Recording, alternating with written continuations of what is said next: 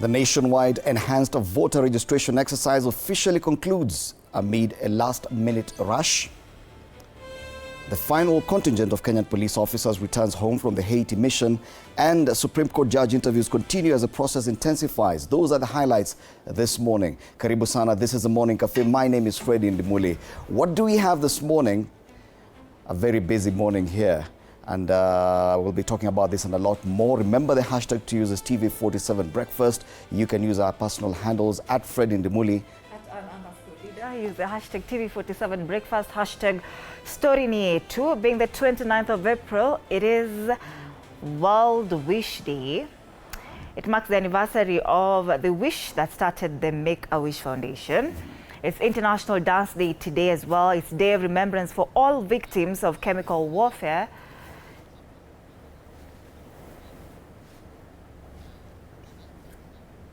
All right, let's get the highlights one more time.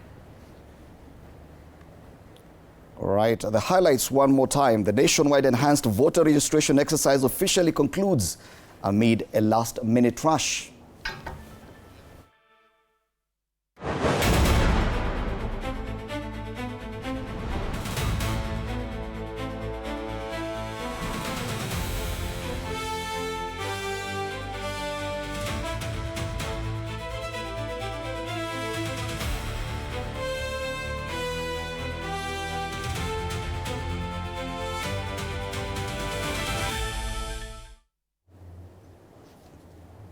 Supreme Court judge interviews continue as the process intensifies.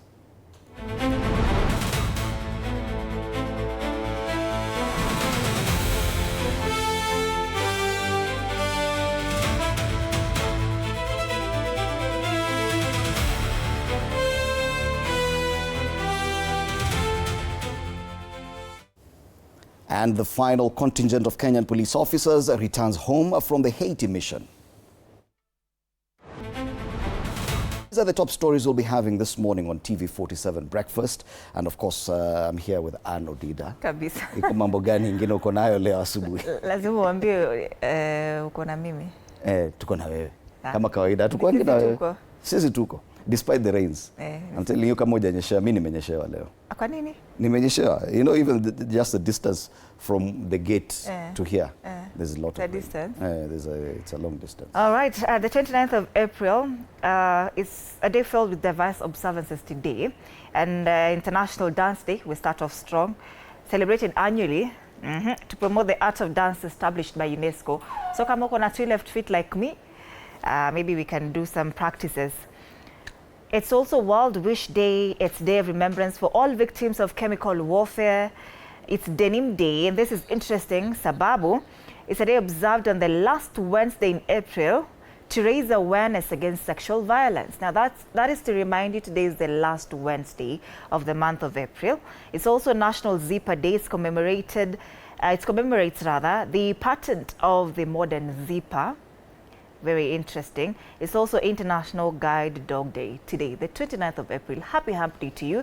Being a Wednesday, we'll also be talking about Relationship Wednesday later on the show. So you want to be on the lookout for that. Today is my favorite day of the week. Manake, we are talking matters of the heart. What will you be discussing today? I really want to know. I'm interested. Wewe kaa tu kama umetulia, lakini we'll be talking about infidelity in the public eye. Hiyo ni moto. In the public eye. Yes. So we'll be having gentlemen on set, our counselor Dr. Julius Kimani alongside my favorite youth watakuwepo hapa in studio. Tuambie, how do they view this particular topic, infidelity in the public eye? There you have it on your screen, starting 8 a.m. all the way to 9 a.m. Lakini kwa sasa, let's take a look at the state of the weather.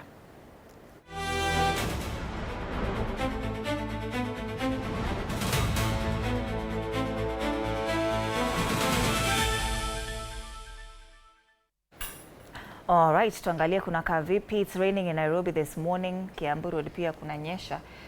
It's 16 degrees in Nairobi. Highs of 22 degrees expected today. Kirinyaga is also raining as well. This morning is 17 degrees. Highs of 23 degrees. Vihiga, it's raining. So it's raining across.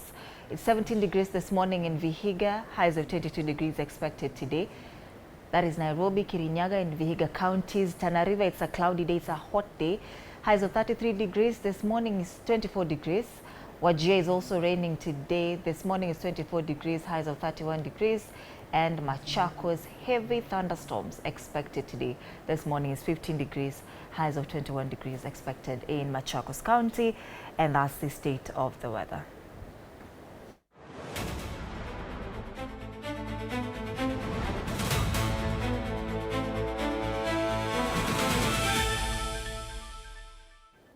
All right, even in Wajir, it's raining, thunderstorms. Anyway, let's take a look at the quote of the day.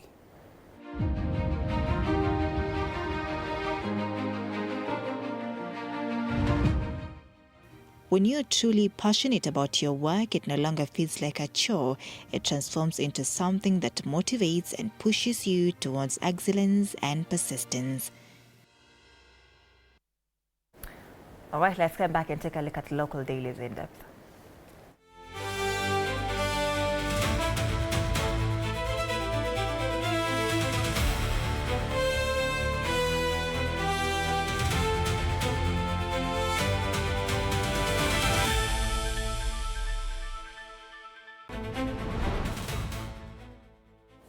All right, let's take a look at the dailies this morning. And being back to school matters, education given prominence on the front page of the Daily Nation under the headline, State's Shocking Admission on CBE.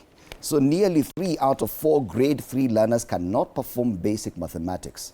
Now that's according to a report by the Kenya National Examinations Council. Grade 3, simple mathematics, 1 + 1, hawawezi. Which is also, the report also reveals that more than half are struggling with basic English literacy. These findings by the state agency mirror civil society reports and raise fresh concerns about the state of foundational learning under the competency-based education system. Some of the counties affected, kama vile Turkana, Isiolo, West Pokot, they say, like in Turkana, the proportion of learners who achieved the English literacy benchmark are only 18% of all learners. That's less than 1 in 5. Okay. In Isiolo, a similar figure. In West Pokot, 15.6. Only 21% of learners in refugee host counties and 28% of learners with visual impairment in age-based special schools attained the benchmark. Nationally, 26% of learners met expectations in foundational numeracy skills. That's close to only a quarter. Almost 3/4 hawawezi kazi.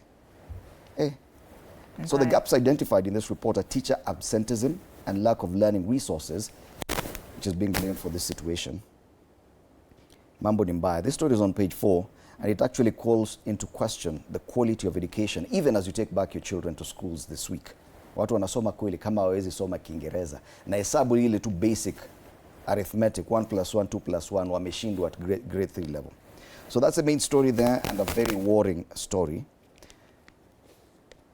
That continued interviews for the Supreme Court judges, they focused, and this one I think you'll realize most of the people are focused on Katwa Kigen, who appeared before the JSC yesterday. Katwa Kigen is known for having been President William Ruto's lawyer, especially at the ICC.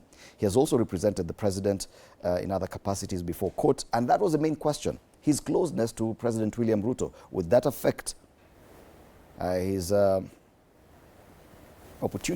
possible opportunity to become a Supreme Court judge? So on the Daily Nation, they say Katwa Kigen, serving as Ruto's lawyer, should not derail my Supreme Court bid. How the new voters redraw electoral map. Yesterday, the IEBC ended its 30-day mass voter registration exercise. Interestingly, here in Nairobi, you know, next to the archives in town, there have been like 5 or 6 tents with IEBC staff and clerks registering people for the last 30 days. Those people have been idle, sitting idle there for the better part of those 30 days. Jana, nasikia laini zilikuwa zimefika karibu Kencom. People want to register last minute, and then they come and say, oh, please extend this exercise. Mtu kama our cameraman, Ian, hako kadi bado. Na anasema wa extendiwe time. Surely, Kenyans. Anyway, that's just one story. Ian. Hizi tetewa, utatetea mtu hayuko kadi. Kama uko kadi hakuna. Lakini see, they can still register to vote though. You can still register. The continuous voter registration continues, but the mass voter registration where you find IEBC clerks anywhere in churches, in town, Napo archives, imeisha sasa. Yes. You won't find them anywhere. Now, walisema they are not extending. So kuko na haja ya kunini na ya last minute rush because you can still just find time uende ka the nearest Huduma center and register. Hata waki-extendiwa time, they still won't register. I give up. But anyway, the numbers are showing at least almost 2 million, 1.87 million people registered, which is not so bad because the IBC was hoping to register 2.3 million. Ukifungua huko ndani, there's a story on page 3. A university student died after being electrocuted while hanging clothes. Very sad story on page 3 of this paper. She's called Angela Chemutai in Kisii, somewhere in Kisii. Very sad story. SHA scraps co-payments and unlocks overseas treatment for teachers. SHA has responded to some of the complaints by teachers on co-payments and overseas treatment. That story is on page 4. Teachers na wengi walikuwa wamesema hawatarudi huko. I don't know if they'll change that. So the story on IBC is actually on page 6, and the numbers are breaking down how many people voted, registered to vote, and the highest number was in Nairobi, 209,965 voters. That's about 210,000. And probably it explains itself because it's urban centers. All right, that's, those are the main stories. Kule nyuma, Mata Sports, Kenya's judo queen, 35-year-old KDF fighter, has recovered. Anaitwa Zedi Cherotich has recovered from double knee injury to win Kenya's only medal at an African event, judo. Hey, watu wengi hata wajui judo inachezwaje. Soma gazeti ya Daily Nation pale nyuma. That's a Daily Nation this morning. All right. The Standard, Ruto ties a haunt judge. They call it a baggage. Justice Katwa Kigen walked into his Supreme Court interview, his earlier Court of Appeal vetting still fresh in mind, only to be met with sustained questioning over his ties to President William Ruto and his decision to seek a seat at the Apex Court barely 3 months into his role. Commissioners pressed him on whether he could be impartial in a presidential petition involving his former client, whether he would step aside, and how he would respond to pressure from State House. Now, he pushed back, insisting he would be guided by the law, but considered the public perception of bias could still follow him if such a case landed before him. The Chief Justice Martha Koome is quoted here, and she said, "We recently interviewed you successfully for the judge of the Court of Appeal, and you have hardly been there for 3 months. You understand the HR practice, at least one stays in a job for 6 months to be evaluated for promotion." A very good question there. And Isema, it's not a matter of promotion, it's a matter of whether I'm qualified or not. He's a lawyer. The lawyers can argue about anything. Yes. Na membo unafaa ukae 6 months. I know wapi nani amesema? Mimi niko qualified. Ati for you to be promoted. This is not a promotion. Yeah. Kazi tu. It's niko qualified ama siko qualified. Hata sasa naweza run for president. Usiniambie ati nikae miezi 6 mbali niko. That is Katwa Kigen. These interviews are going on today. Other headlines on the inside pages of the Standard. On page 2, governors agreed to appear before Senate watchdog committees. This is another interesting story. County bosses had accused the Senate teams of political witch hunt, and the 2-month stalemate threatened provision of funds to the 47 counties. Someone is quoted here, and he said, following the meeting between the Senate leadership and the Council of Governors, the county chiefs will now appear before the watchdog committees after boycotting 2 months ago. See, walikuwa nasema they're being harassed. Now they're good to go back. At the center of the dispute was a sustained boycott by governors who had refused to appear before CPAC, accusing senators of harassment, intimidation, and turning oversight proceedings into a political witch hunt. This story is on page 2.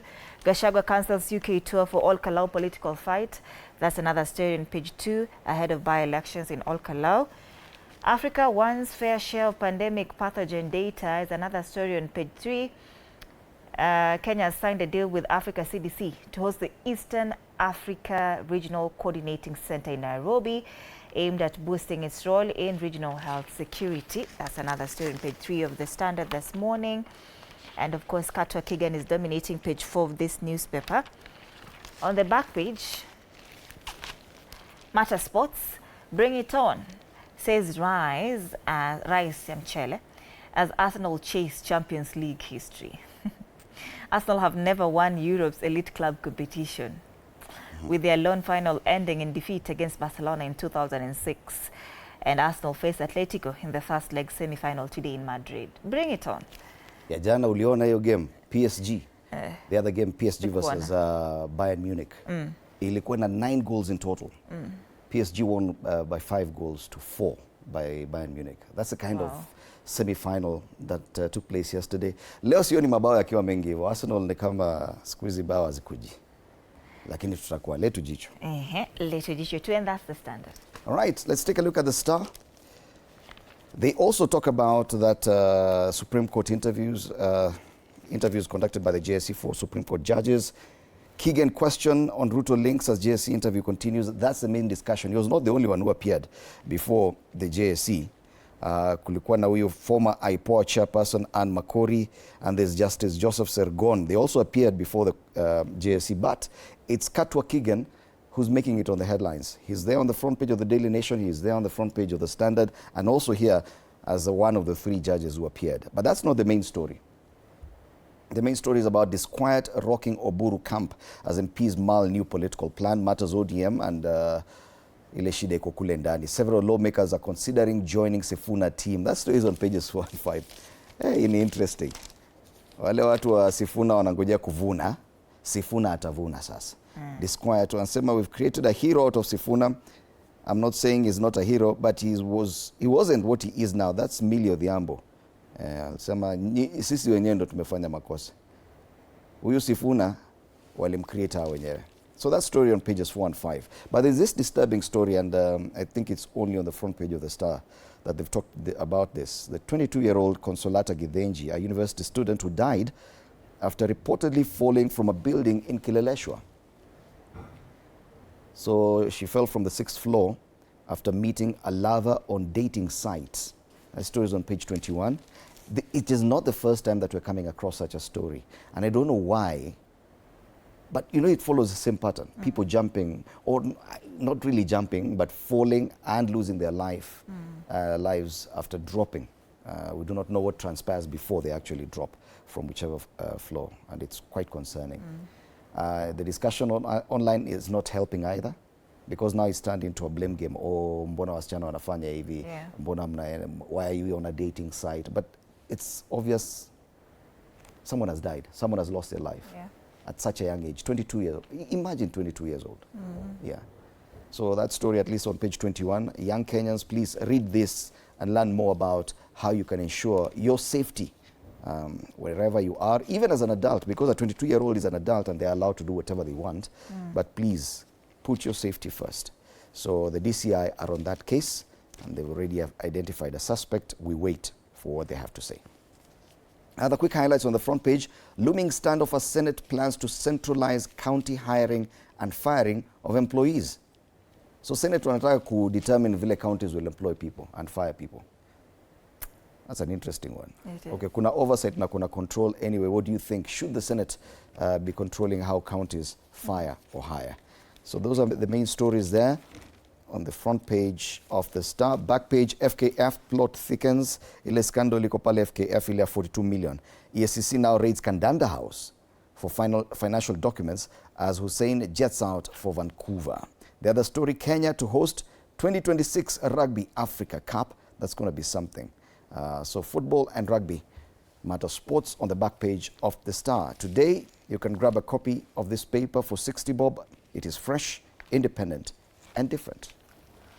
Alright, tuangalie Taifa Leo sasa. Ni vita vya ngome, wanaita mapambano. Swala la zoning limeibua msuguano mkali baina ya vyama shirika katika miungano, si katika serikali jumuishi tu, bali pia katika muungano wa upinzani.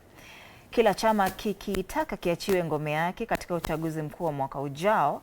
Je, Taifa Leo inauliza, mgogoro huu utasababisha utengano au utangamano?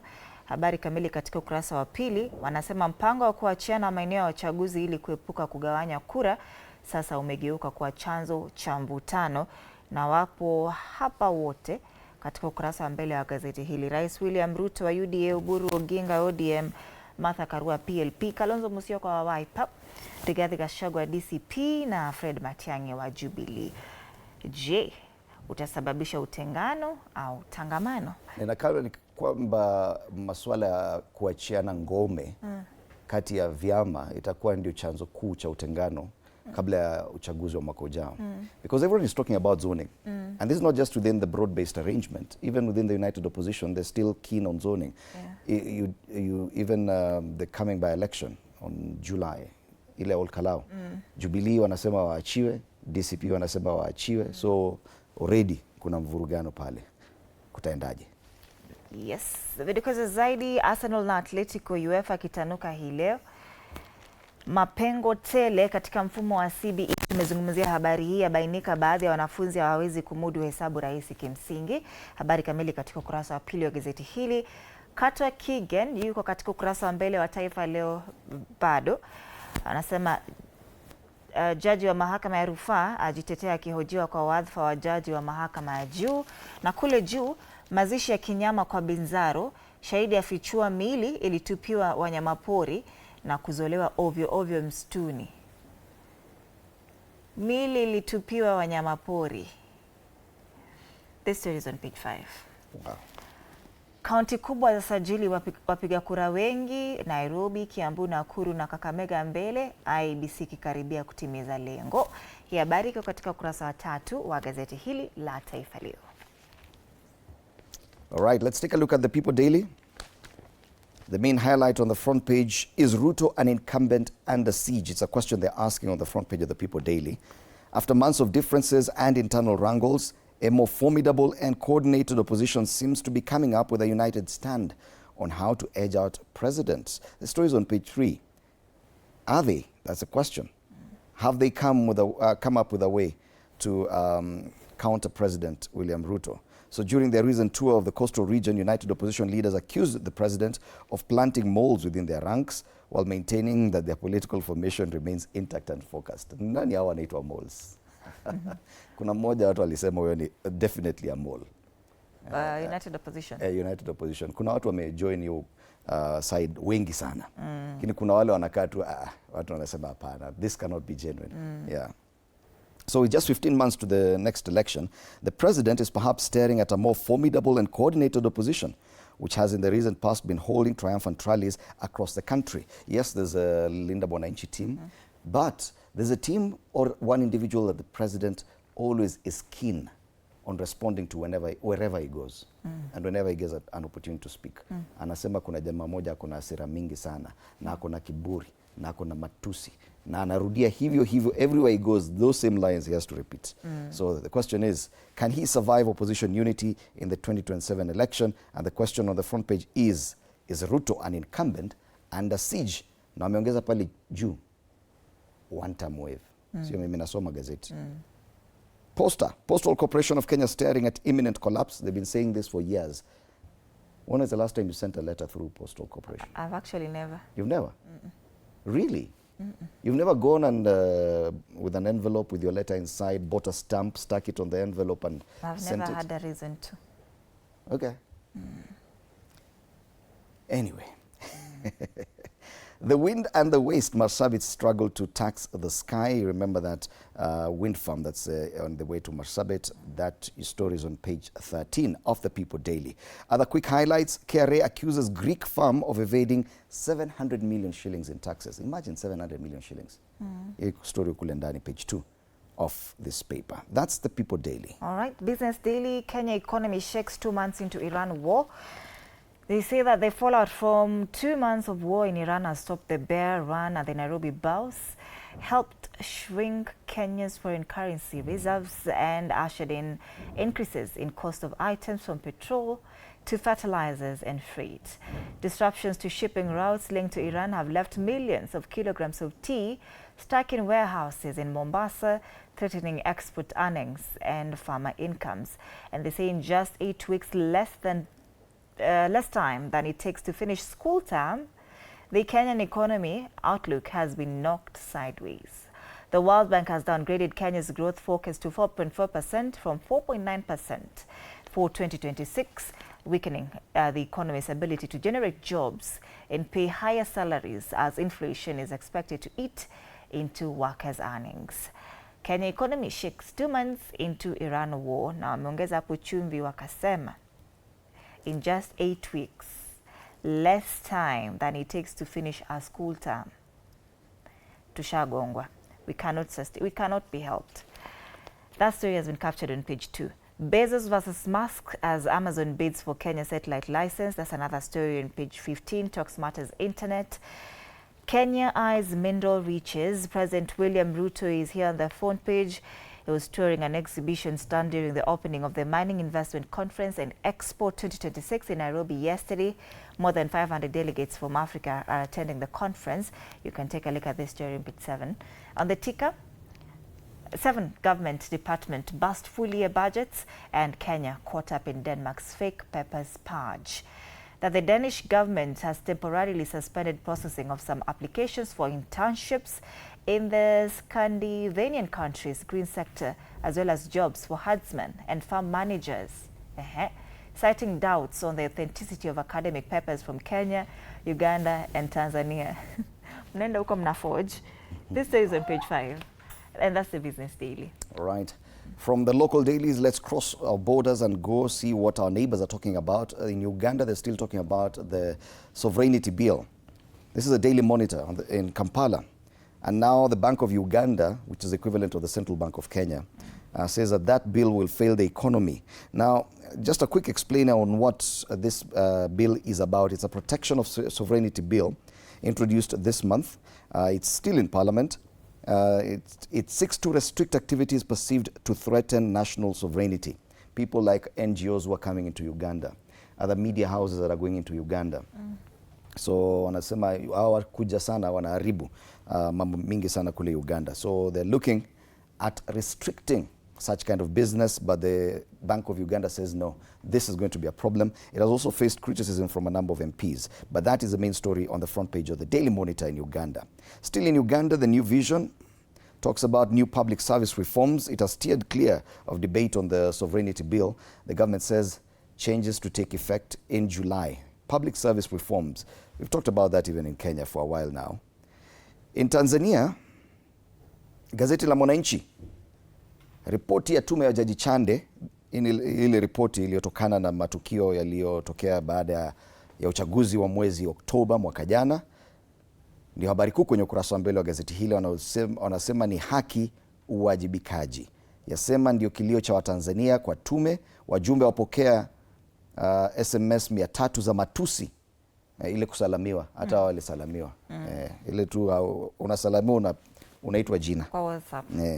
Wawajibu wakosoaji, wazungumzia waliotekwa kupotea. The Citizen, still on the same, still in Tanzania, Chande team on missing persons and accountability. Remember their report said about 518 people lost their lives. There are quite a huge number that disappeared. So the Presidential Commission of Inquiry into last year's election-related unrest has defended its approach to accountability, clarified figures on missing persons, and proposed new oversight mechanisms in the wake of the upheaval. So that is still the main discussion in Tanzania. Let's come back and take a look at the cartoons now in our local dailies, and we start off with the cartoon on the Standard. Maswala ya ODM, nani ndio party leader? Kuna viti viwili, watu wawili, na tulisema jana wote wanatoka eneo moja. Jamaa mmoja hapo ni governor wa Siaya na mwingine ni senator wa Siaya. Wote mmoja amebeba kiti inaitwa party, mwingine yake inaitwa leader. Party leader going different ways. Lakini wote ni wa Siaya. Ndio kitu watu waulizi, mbona tu ni Siaya? Mbona wanang'ang'ania? That's a cartoon on the Standard. All right. People Daily Stanostic, they talk about the Chen scandal. Of course, the FKF president here has been caricatured as being in the mud, and that's Stanostic. All right. The cartoon on the Star this morning, it has the former deputy president, a caricature of him, na amevalishwa ile jacket ya wale wase wa yo-yo. So on one hand, he says he does not want, he's saying no to that seat of the deputy president, which is currently occupied by Professor Kindiki. On the other hand, he says he wants the money that would have come with him occupying that position. Na kuna gazeti ilifanya hiyo breakdown ya how much he should have earned. It's a lot of money. Yes. Finally, Daily Nation, 50-50 tena imerudi hapa. Kuna chairperson amestretch mikono kwa hiyo gari ya Kenya Kwanza, ana insist yeye we want 50-50, ng'ombe ikate katikati. Yeah. On one side wanataka 50-50 and the other side wanataka respect. Yeah. What do they want? Wanataka 50-50, wanataka power na wanataka respect. Kuna adding power. The list keeps growing longer and longer. The latest one is respect. Respect. Yes, and these are the caricatures. So ODM at least makes it to 2 of the cartoons today, so it remains a big discussion. Nani ndio party leader? So ni nusu upande ile within ODM, na hata kwa broad based wanataka nusu. Yes. Iko shida pale. So those are the cartoons this morning, and we are to link up with our reporter, our morning reporter, breakfast reporter, Modoni Brenda, for an update from the streets of Nairobi. Once we get there, we will brief you on that. Let's now take a look at the traffic situation before we get to that.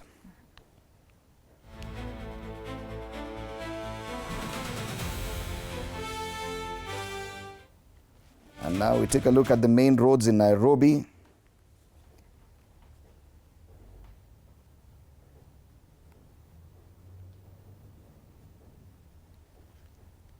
Na hii ni kama imeleta ile maneno. Mvua imekalia hata internet. We can't even get Google Maps properly.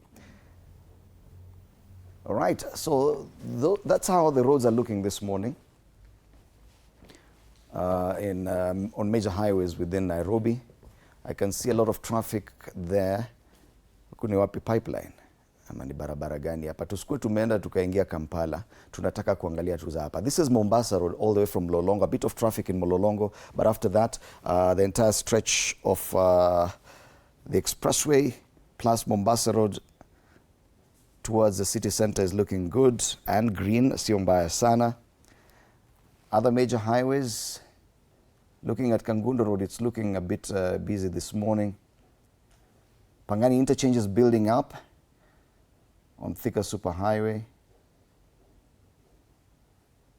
Kangundo Road, unaona it's busy on both sides of the road, heading towards Njiru and heading towards Outer Ring Road. Juja Road as well, being busy this morning.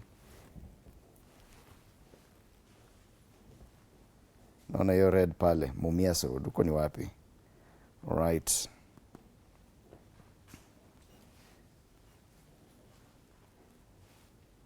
So the major, I can see Thika Road, pale Githurai, kuna a lot of traffic there from Kahawa, Wendani, coming down.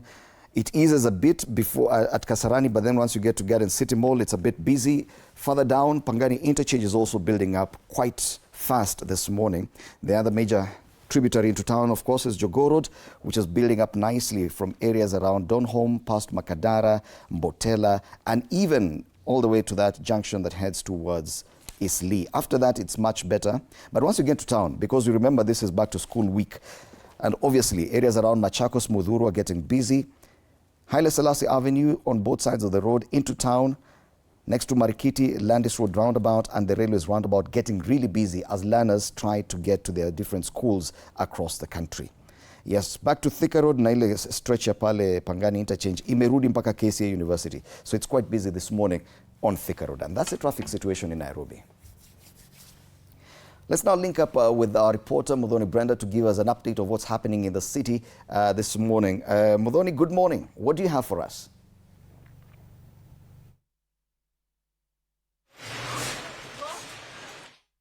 Good morning to you, Fred Indimuli and Ann Odida. We are coming to you live from the Haile Selassie Avenue here at the capital city.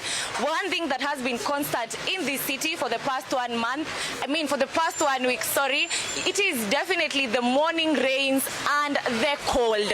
One might wonder, Indimuli, where are your sunshines at? Na hii baridi yote. But one thing with Nairobians, ata sunshines wakikataa kuwaka, nothing stops the hustle. The rain has nothing on them. Watu wameamka, traffic ni bumper to bumper. I don't know if my camera person anaweza kupan atuonyeshe the traffic situation here at Haile Selassie Avenue. The traffic is trying to build up, iko bumper to bumper, and this majorly has been caused by the short rains that have been witnessed today in the morning. Na pia washuka, unaona back to school imeshika kasi, naona wazazi wamechangamka, wanarudisha watoto wao shuleni. If you're coming in from Thika Road, tukikuja hivyo tumepatana na traffic, so you might want to kutoka a little bit earlier or use alternative routes. Pia kama unatumia Kiambu Road pale hivyo DCI, because it is notorious for traffic, today it was quite clear. Na tumefika hapa Nairobi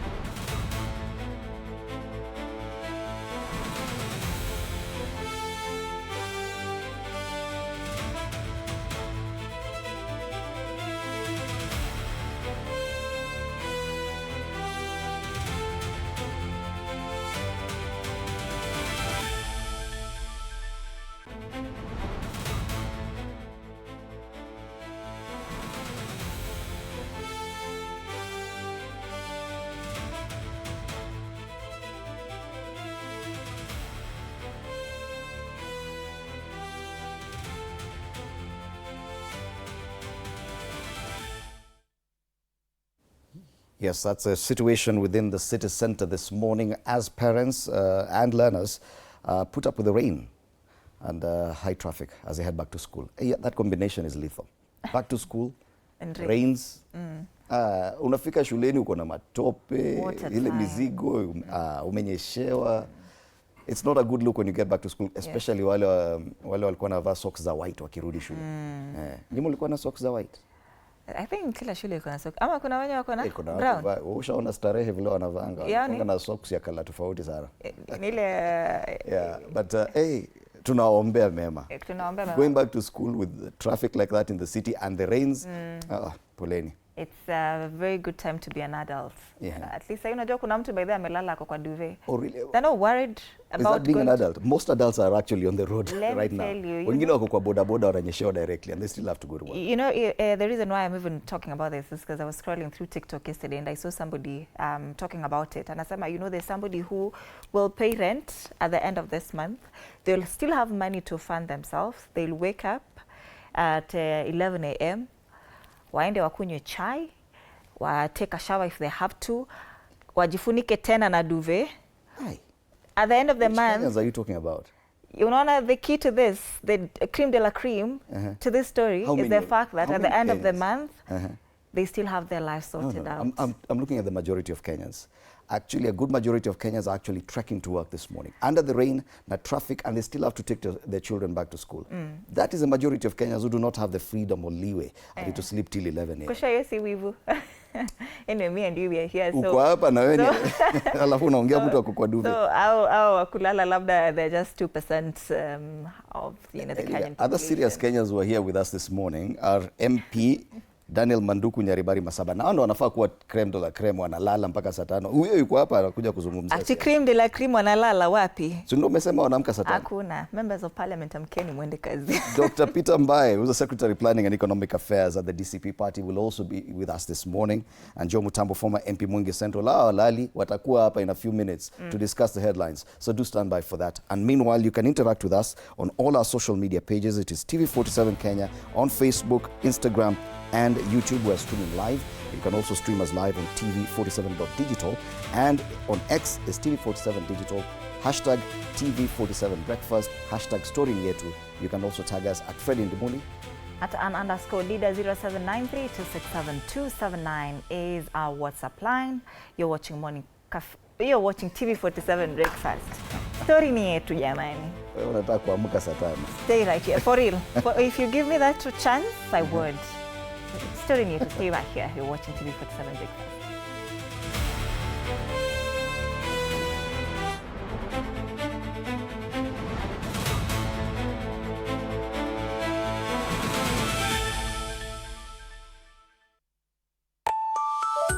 Sundays at 8:30 p.m. Good morning. You have my rent? Leo jioni kama tutakuwa tumelipa rent, nauza hii simu yako. Hamna pesa. I need 3 G's to make my nails today. Sasa hivi natuhusu aje? Can I order now? Do you ship? Can I get blinking ones? Mimi nilikuwa na trade. Nimeekelea kitele yangu. Kitele yangu na trade. Nikikunyuma. Oh my God, he left me. Nitumie ni live. Uko nje kuna wifi. Why? High five? Wait, so what do we call this dish again? I have no idea. The cucumbers are there specifically for my beauty routine. Tamulini kero make a good product. Na ameenda. Tunafaa tukuwe na logo yetu. Like, si ni brand already. We won't entertain divas. No. I'm not dealing with a man child. Amazing. Nishapenda hii energy. Sundays at 8:30 p.m. on TV47. Saturday at 8:30 p.m. My father used to tell me that our hotel is the home for travelers. I guess I forgot that. Recently, it's been more of a mirror of my own ambition. Booyah! We might fail. We will probably fail, but not for a lack of trying. So for the last time, and the first time, welcome to Connect In, the best experience in Eastern Central Africa and its environs. Saturday at 8:30 p.m. on TV47. Wednesdays at 8:30 p.m. This is a very serious place. I see that. Surely. Hey, Nyumba. This is the place. Just for a few days. Rule number 2. Kwani Google inajua maisha yangu wewe? That's my seat. It's a chair. It was hers. You're new here? Yes. You learned the rhythm. This place is run by structure. Structure. It is a system. Ni venye tu ni system haisikizi. And what happens if something you haven't chosen enters your day? Then you move it. That's not always going to be possible here. Then you are going to have a problem. Noted. What are you planning? To escape from a resort? This is not a resort, my friend. This is a storage. Wednesdays at 8:30 p.m. on TV47.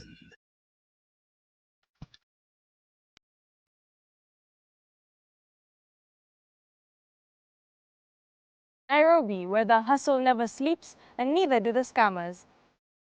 Link up, we are talking about something that's affecting all of us. We are talking trust. We're diving into the campus life. Stay fresh, stay safe. Stay linked up.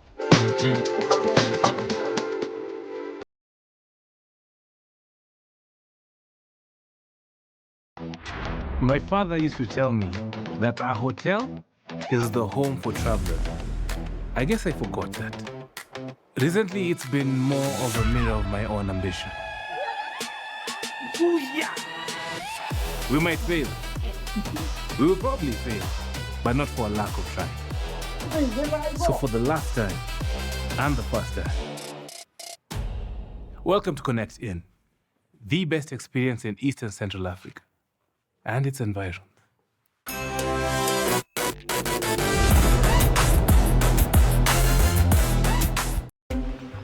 This is a very serious place. I see that. Surely. Hey, Nyumba. This is the place. Just for a few days. Rule number 2. Kwani Google inajua maisha yangu wewe? That's my seat. It's a chair. It was hers. You're new here? Yes. You learned the rhythm. This place is run by structure. Structure. It is a system. Ni venye tu ni system haisikizi. And what happens if something you haven't chosen enters your day? Then you move it. That's not always going to be possible here. Then you are going to have a problem. Noted. What are you planning? To escape from a resort? This is not a resort, my friend. This is a storage.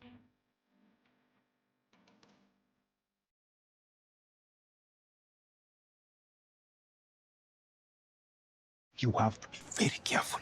Fake money can kill business. Chief, Na leo mko rada yangu.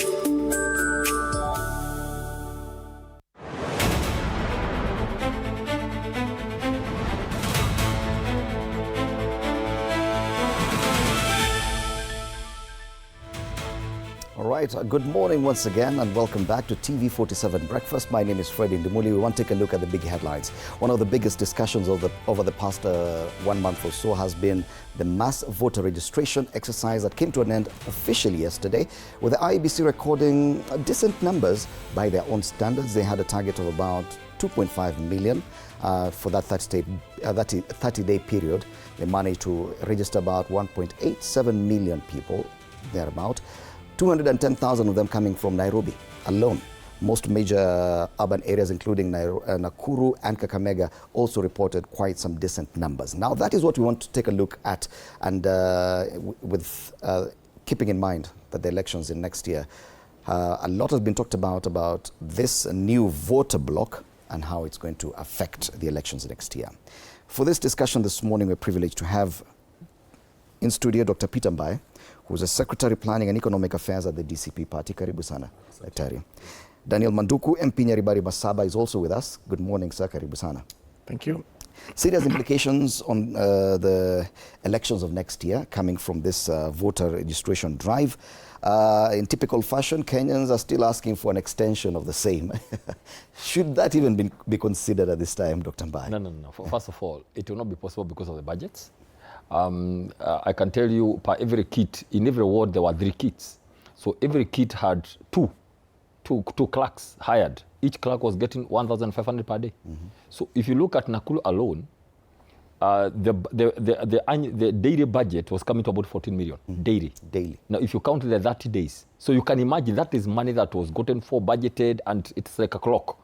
So in any case, we have been telling people, so what will happen, to be fair, to IBC, to be fair, we have been on the ground daily, telling people, guys, these people, it is the taxpayers' money.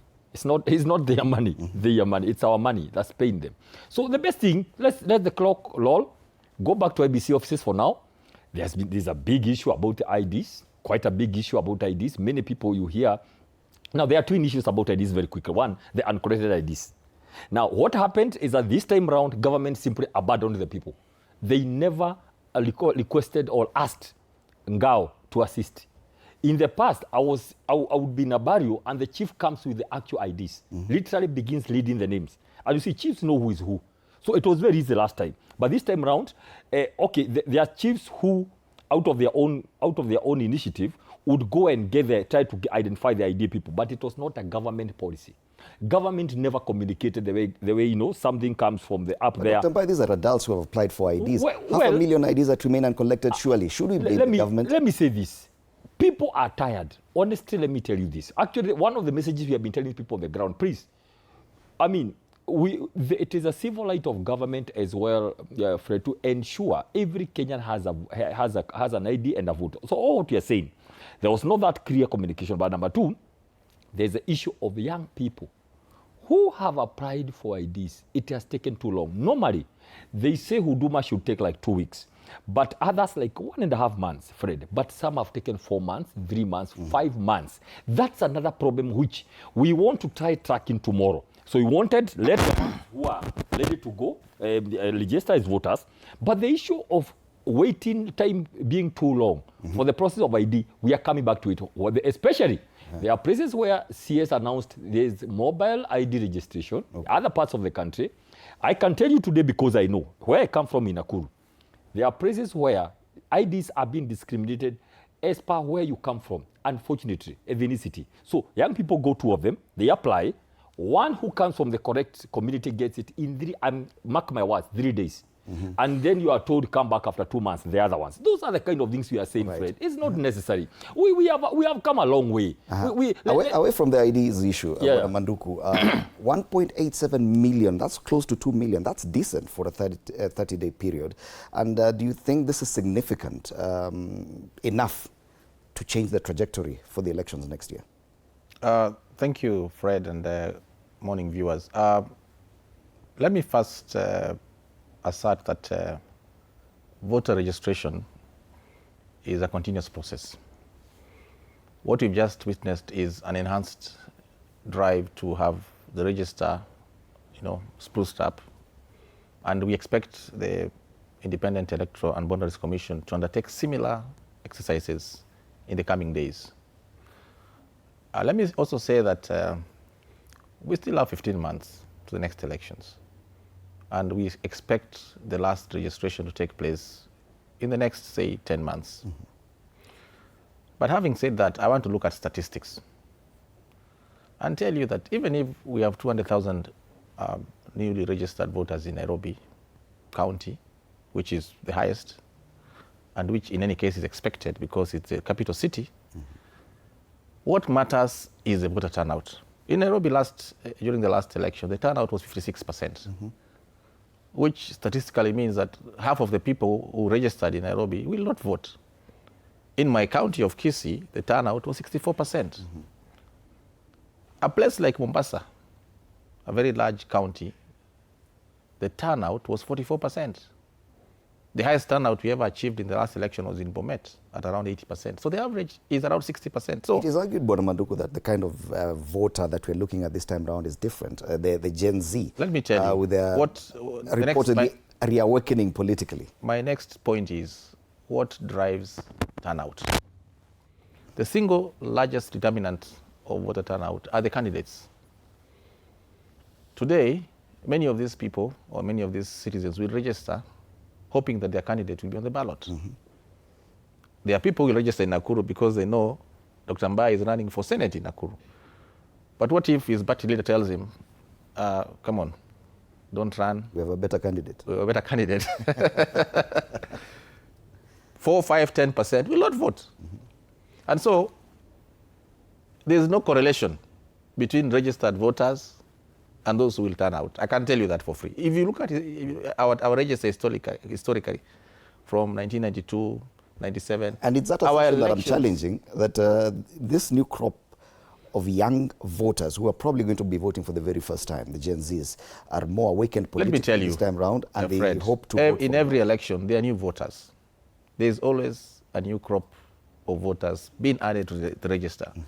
What matters will be the issues that will be at hand in 15 months' time. And the candidates, there are people who have registered because they think their candidate will get the ticket to run for president. And the moment the candidate does not get the ticket, they will not turn out, or there'll be no incentive to turn out. And so what we should be emphasizing here is voter turnout. You don't think the events of the last 2 years from 2024 with the finance bill protests up till now have changed the DNA of the kind of Kenyan voter we're looking for? Politics is dynamic.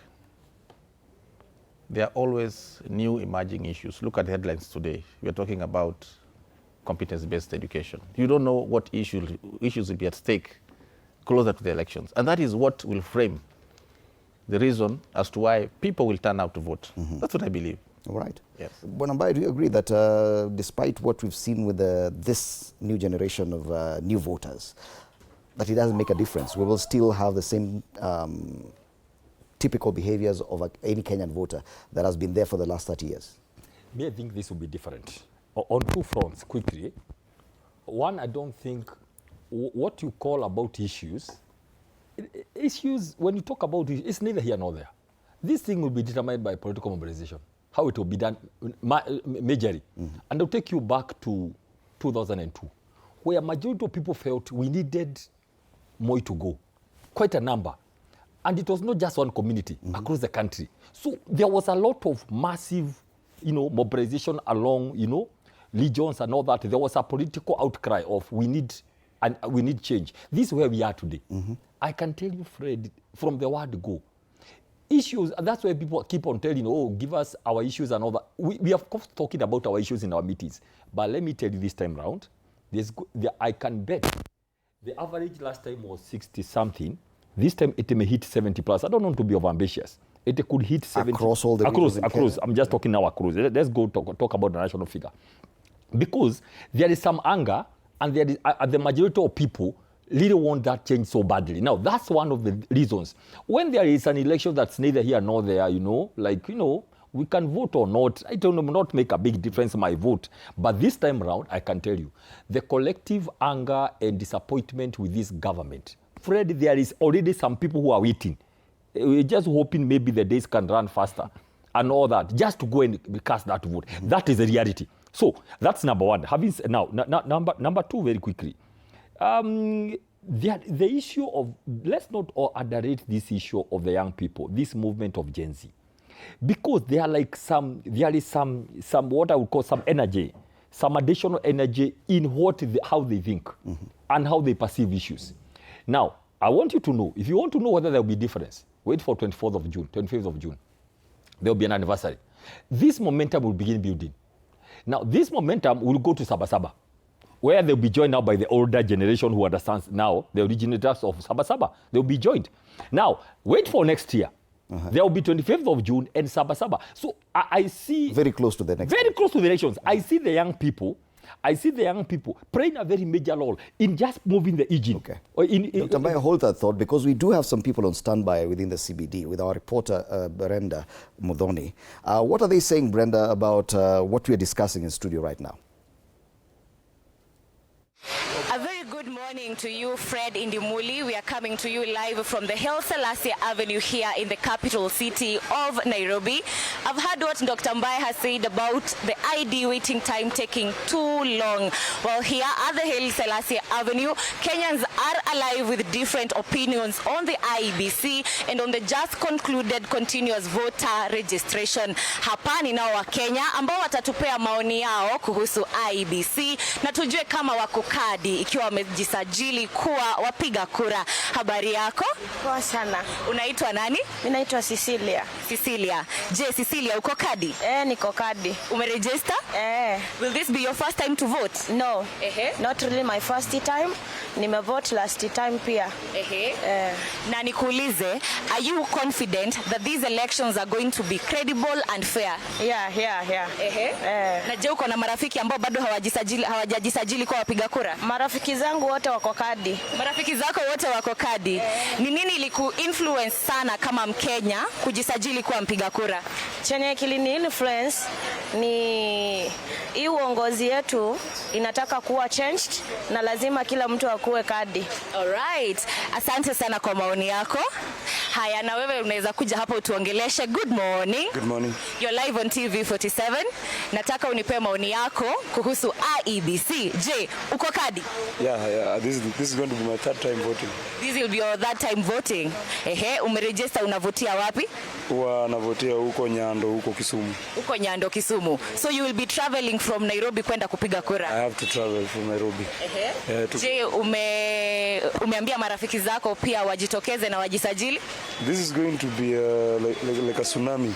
It's going to be a tsunami. Yeah. In what sense? We want a regime change. You want a Yeah. Pia wewe umeungana na Gen Z na unasema uko kadi. Yeah, mimi niko kadi kabisa. Alright, asante sana. Na wewe rafiki yangu, je, good morning. Good morning. You're live on TV47. Je, uko kadi? Leo niko kadi. Marafiki zako wako kadi? Ndio. Yeah. Will this be your first time voting? No. This is the third time. It will be the third time actually. It will be the third time voting. Alright, ana unaweza taka aje kuambia Mkenya ambaye ako nyumbani na bado hajajisajili kuwa mpiga kura? Siku zimekamilika? Bado hazijakamilika. Kenya imekamilika ni the continuous voter registration. Lakini hata bado saizi ukitoka uende kwa afisi za IEBC, you will still be registered. Nawaambia Wakenya wenzangu hivi, kama hujachukua kura, tafadhali enda ujisajili na ukue na hiyo kadi ambapo itakusaidia kuchagua kiongozi ambaye unataka mwaka ujao. Alright, asante sana kwa kutuongelesha. Well, Indimuli, those are the feelings of Kenyans right here at the Haile Selassie Avenue. Wanasema wako kadi na wanasema wanangoja hizo elections za 2027. Back to you in studio. Thank you. Thank you so much, my colleague Mudhoni Brenda, for that. And just a slight correction there, that what has come to an end is enhanced mass voter registration after the 30-day period, but continuous voter registration at the constituency level continues. So you can still register as a voter. Yes? Usiseme ati hujui, unaenda constituency station, IEBC offices, and you can still register as a voter. And as we were getting that update from the CBD, Our third panelist joined us. Joe Mutambo is a former MP Mwingi Central. Karibu sana. You just found us discussing the just concluded mass or enhanced voter registration exercise. And the IBC managed to get 1.87 million new voters onto the register. Should be additional. I think that when they released the final yes. Yesterday, yes. that was last probably. Week. More. Maybe they may have hit it's one. It's just the impact of that new number that we're trying to see, if at all it's going to have an impact in the elections next year. When Amanduku feels no, these people just register but they don't come out to vote. Do you agree with him? Before I answer to that, allow me to say something which is in my heart and it is disturbing me very much. That some incident happened in Ukambani which may trigger something very dangerous. There were people who were killed by others in Mwingi North. 7 of them, imagine murdering 7 people. And yesterday, a school-going boy was murdered in Mwingi Central, where I come from. And this has triggered a lot of anger to the people on the ground, to a point whereby it escalated to blocking roads. By yesterday evening, you could not go to Garissa. Everything was blocked. And this is something very dangerous which need to be addressed, not on political platform, on a security platform, but also on a political platform, because if we ignore it, it may escalate and the spiral effect may be so damning that people, Kambas who are living in other areas, like in Garissa, Moyale, those other counties, may also be affected in one way or the other. And you know, in our constitution, every Kenyan is free to live anywhere, but no one has got a right to take a life of any other person. So this is something I feel I need to address, and I also need to caution people of Mwingi Central to remain calm, because I know the government is handling this, and we as leaders, we are handling this, but they are taking this action because they see that they are not protected in any manner, because this is not the first time. It happened when I was a member of parliament. I don't want to tell you what we did to calm it, but right now it's so there that we need to address it in a different platforms. Yes, agreed. Coming back to your question, in Mole, I've been in politics since 1992. That's when I joined politics. I was living in Malindi then. I was lead youth for Kanu, and I was supporting a member of parliament called Badawi. I don't know whether you remember that gentleman. And politics have taught me a lot of things. And our Kenyan politics changes with the seconds. We can move to election. Polling day is tomorrow, with a perception that this is the direction we are going. But you will be shocked. It has happened to me. I have mobilized people. I have been convicted that I am going to win, because I was pulling crowds, I was pulling masses, I was doing everything. But there are some things I was not doing right. So I end up losing. So likewise, this voter registration, the voters we have registered, you may be shocked that the numbers we are talking about, we may not even feel them in a coming election. Why? Because most of those people, or most of the people who are registered, we normally vote almost close to 60 to 50, 60%. Because last election we had around 10 million people not voting, and they are not dead. They are still there alive. So this 1 or 2 million coming in, yes, is a significant number.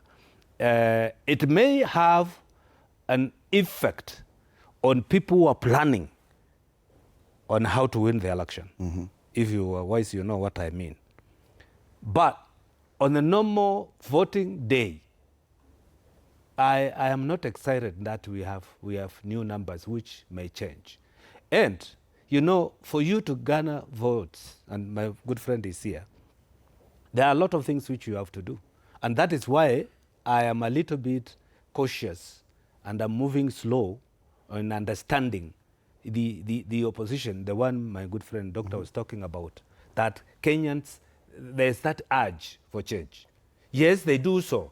But when it comes to to actualize it, they fell short of it. But is it fair to give to compare the kind of voter that was there in 2007 or 2002 or even 2013 with the kind of anticipated voter for 2027 who has never voted for the very first, they have never voted in their life and probably have just registered as voters for the first time to vote, and given the kind of events we've witnessed between 2024 and today? If history is anything to go by, and the statistics shows you that voter registration has been ongoing. In every election, we do carry out voter registration, and there is actually a difference in numbers. There are numbers which are added after every exercise. But when you look at the pattern of voting, the percentage from day one when you start voting is more or less the same. It does not change that much. So the Gen Z effect, you don't see it? You know, I respect young people very much.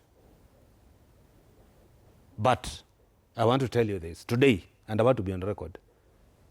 Gen Z will disappoint many Kenyans in one way including or the other. And in whichever way, don't ask me. Don't ask me. But there are some people who will be disappointed by the action of Gen Zs. They're banking on the Gen Zs, and I'm telling you, there are people who will be disappointed politicians by the so-called Gen Zs. How we meet in a tent, I'll tell you. But not publicly. Dr. Mbaye, you could be backing up the wrong tree. No. I think this is very discouraging, and this is not right. I'll tell you this. I will insist by saying this. This is a very peculiar point of history in Kenya. I'll go back to 2001. He was there. There was some issue of, because of what Moi did in 1982, 1997, people both felt so, they were so keen to be very sure to get it right. And that caused some national coming together. And I was just checking the percentage. I think Moi Kibaki had 62%. Uhuru had 32% of the votes. I think Yachai had, 5%. I am looking at, like this time, percentage outcome being 70. We are going to hit 70 next year. Because out of what happened, a lot of people feel we have the wrong president. But also people know it's not easy to get him out. So because of that fear of we must do something, everyone must do something, I'm very sure, especially the 2 million votes who have come up on board. Let's call them maybe 3 million. We may not get the 6, but maybe we can get 3 by the end of, by the time they cross the register 90 days. Is it 90 days to the general elections when they're going to cross the register?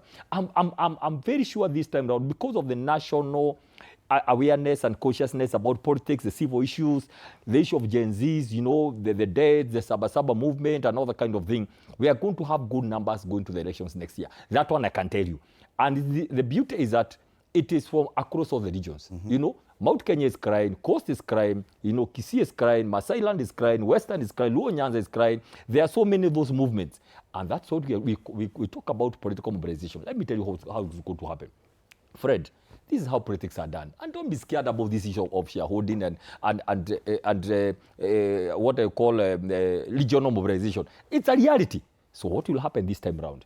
We are going to have the Honorable Rigathi Gachagua doing his best to mobilize from Mount Kenya.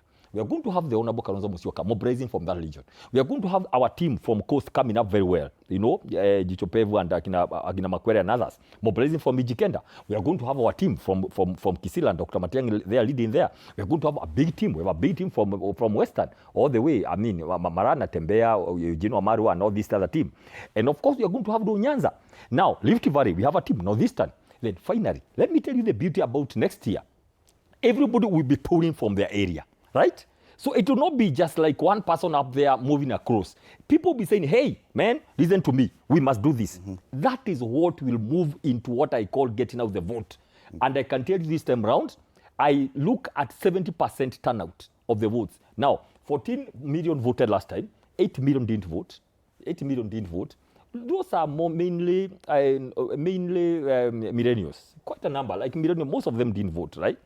This time with this additional, and many people, the 8 million, will have a reason to vote this time. Because people are getting cautious. Wow, you mean leadership is that serious? Yeah, okay, what has happened with the Ruto's administration? People have begun saying, wow, you mean you can getting the right person there is so important? It has come to their realization. Or what we are asking, let this process continue. Let's get the issue of IDs. Let's do the voter audit, the audit of the voter. Let's do the voter verification properly. Let's move all that issue, and then we go to vote. All right. And but Manduku, the issue is about the new kind of voter, because my focus is there, and the way they mobilize. Unlike those who voted in 2013 and 2017, you've seen how these young people mobilize. Even the Niko Kadi hashtag, even the Matiang'i craze in 2024. And many people are looking at that as a game changer, that closer to the election, the mobilization of this new voter bloc will be different from the way mobilization of voters has been carried out. Do you see that as a game changer? Fred, I want to say it again. They sound very positive. I want to, first of all, dissuade Dr. Mbai's argument that even as he mobilizes, quote unquote, does he think we'll be asleep? Does he know, for example, that our party, together with our coalition partner UDA, already has and you're talking about a system yes, that has got 40 registered officials per polling station across the country. And that gives us the basis for mobilization, that in every polling station we have got 40 officials, chairman, vice chair, treasurer, women leader, youth leader, religious leader. We already have the infrastructure in place. And you should say which so as he talks so passionately here, that we have, he thinks will tell us that we'll be asleep and waiting for them to beat us. But more than that, I want to agree with Mheshimiwa John Mutambu here. In every election, there are new voters. In every election cycle, there are always new voters. And I'll tell you my experience, having run in the last elections and won, that out of the 30% people who did not turn up to vote, more than half were youth. Mm-hmm. What I'm saying in short is that more than half of those who didn't vote in my constituency last year were first-time registered voters. Mm-hmm. They registered, they took the card, but never turned out to vote. And I can bet that it is the same statistic that may be replicated across the whole country. Let us not get excited about Niko Kadi and all those things. They are good initiatives. What matters is, on the voting day, will they show who will come out to vote and what will be the incentive. Mm-hmm. Dr. Mbai speaks as if these new people will change the dynamics of voting. We have been there before. We are always there. Okay. Okay.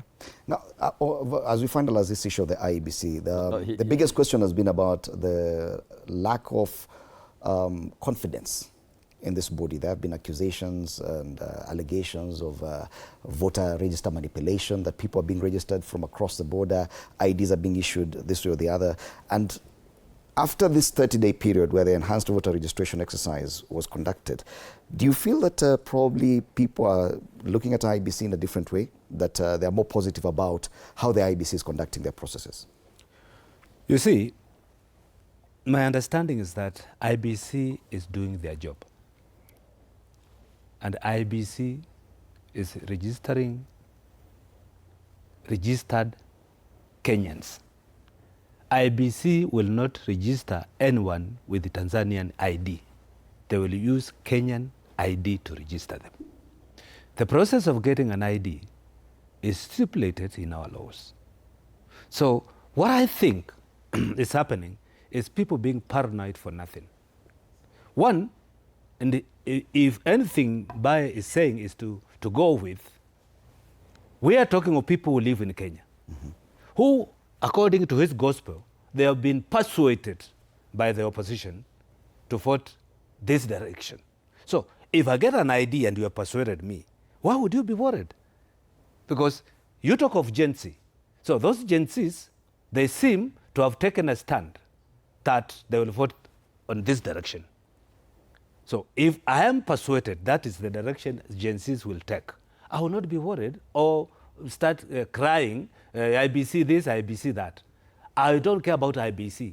I care about the people who will vote, because those are the people I'm talking to. Mm-hmm. That is number one. Number two, I think there's a reason why people say experience matters a lot. And my experience in politics is talking to me. And when I look at what is being claimed to be a constituency called Gen Z, I try to look at our demarcations and our boundaries, the constitutional boundaries, constituency boundaries. And there's no Gen Z which lives or who comes from utopia. They live here with us. Some of them are in Mwingi Central Constituency, where I come from. Some of them are where Maduku come from. Some of them come from where Mbai come from. So they are segmented. They are everywhere. And those areas is covered by people who have different opinion. And it is very easy. Let me tell you, and let me not talk about Maduku or another person. The Gen Zs in Mwingi Central, they are so wise enough to know what direction to take. And I can tell you, it is not that they are kept somewhere where there is nobody who can influence them otherwise. They are not just reading and being preached to by only one gospel. There are other people talking to them on other direction. So that I cannot sit down here and say, I will tell you Gen Z will vote and we have 2 million, 10 million, 15 million Gen Zs and these are votes for this direction. No. Okay. What I'm concerned about, when I hear there's a new team, there are few people, new people coming in to change the leadership. And I want to say it here. Among all the people who are leading, if Bai was fine, Bai, I would vote for him. Because there is a way my blood is telling me about him. But the characters, and if you want to name them one by name, and you tell me they are new from where? These are the people who have lived all their life in our politics cycle. Linda Mwananchi? Sorry? Linda Mwananchi, the group led by Babu Owino, Edwin Sifuna. Who is leading them? Who is saying he will be the chairman? Orengo started politics before I got married. I'm not asking about Orengo. I've asked about it's the same. Let me tell you, it's the same thing. Okay. It's the same thing. Okay. Nothing changes. The day I will see Bai, and when I look there, I don't see anybody. If there's anybody close, is Idimuli, then my thinking will be. But when I see this team and you analyze them, these are the players who has been in this game for the longest time possible. All right. And if there are any changes, why haven't they done it before? All right. There's nobody who can say, I never got a chance to lead this country. Okay. There's nobody. Okay. I really wanted to know about your level of confidence in the IEBC now, because when we started, you described the process as having been fairly done. So does that change your perception about IEBC and its conduct for the upcoming election? Yeah, that's important. But what Mheshimiwa didn't say, he said they have officials in the grassroots. He didn't say who is ODM, which faction of ODM, because we need also to be factual. Because what we know today... How are you concerned about my party? No, I'm just saying. You said you have some 40 officials. That is, he meant UDA and ODM. Let's be factual. In another few months, Fred, you will not know the ODM, the original ODM. And the spirit of BAMBA resides in Edwin Sifuna team and Orengo that team. So you'll see. But you see, what the bit about the sitting MPs right now, there's something called timing. And a lot of things are happening. They are also listening to the ground and seeing where the people are going. And I can tell you this, I will repeat this and I'll be very consistent. 70, if not 80% of ODM supporters, they will follow the spirit of Baba, where the spirit of Baba lies. That is in the faction led by Sifuna and Orengo and Babu, go in that direction. And they know. But you see, they must spray around this time round to just look at it, and then the right time they are going to move to make the moves. Now, having said that, we have decided, let me tell you, I've read, votes are going to be lost or won at the police station with the Form 34A. What we are planning to do, we not go to a lot of issues with the IBC. We just told them, guys, of course, there are those parameters. There are some checklists we are working with them to say, guys, okay, around here, do this and all that, the issues of systems, we are still working on it with them. But we are not concerned about IBC. We'll work towards allowing people to go and vote and count the votes. From 6 a.m. when the polling stations are open, we'll be there until 5. And I can tell you, presidential elections, for example, by 6, from 34A when it is signed, we're just going to do something called the issues of mathematics, of addition. And we are going to... So concerns around IBC and its conduct, not a big deal. We just said one day, even if they want the personal friends or somebody, some personal lawyers and all that, like they have done, we know the chairman where he came from. But we just said, it's okay, sit there, but we'll show you what matters is the people. And that's why they are a bit worried about when we say how the level of mobilization we want to do. We just want Kenyans to know we have been through this hardship and we want to change this country. Nothing personal, just business, Fred. So for us, to answer your question, we are not worried about IBC. Their work is simply open the station, polling station, make sure there are no, staff and all that. We have a system. We are going to have our people trained well in advance. Okay. And this time around, let me tell you, we are going to have like 40 agents in one polling station, 40 of them for MCA. They for also have illegal. Yeah. That's illegal, So there will be enough agents. There will be so many agents. There will be so many. Let me tell you what they are going to do, these agents. Everything will be checked by a microscope. every step you take. Let me tell you. My question and is the level of confidence in the process coming next year. Bwana Madugu, with your 40 agents in every polling station, are you more confident? I have no reason, or I have no reason to have doubts so far, because we know the IEBC is a constitutional commission governed by law. The elections are also governed by an existing Act of Parliament, the Elections Act.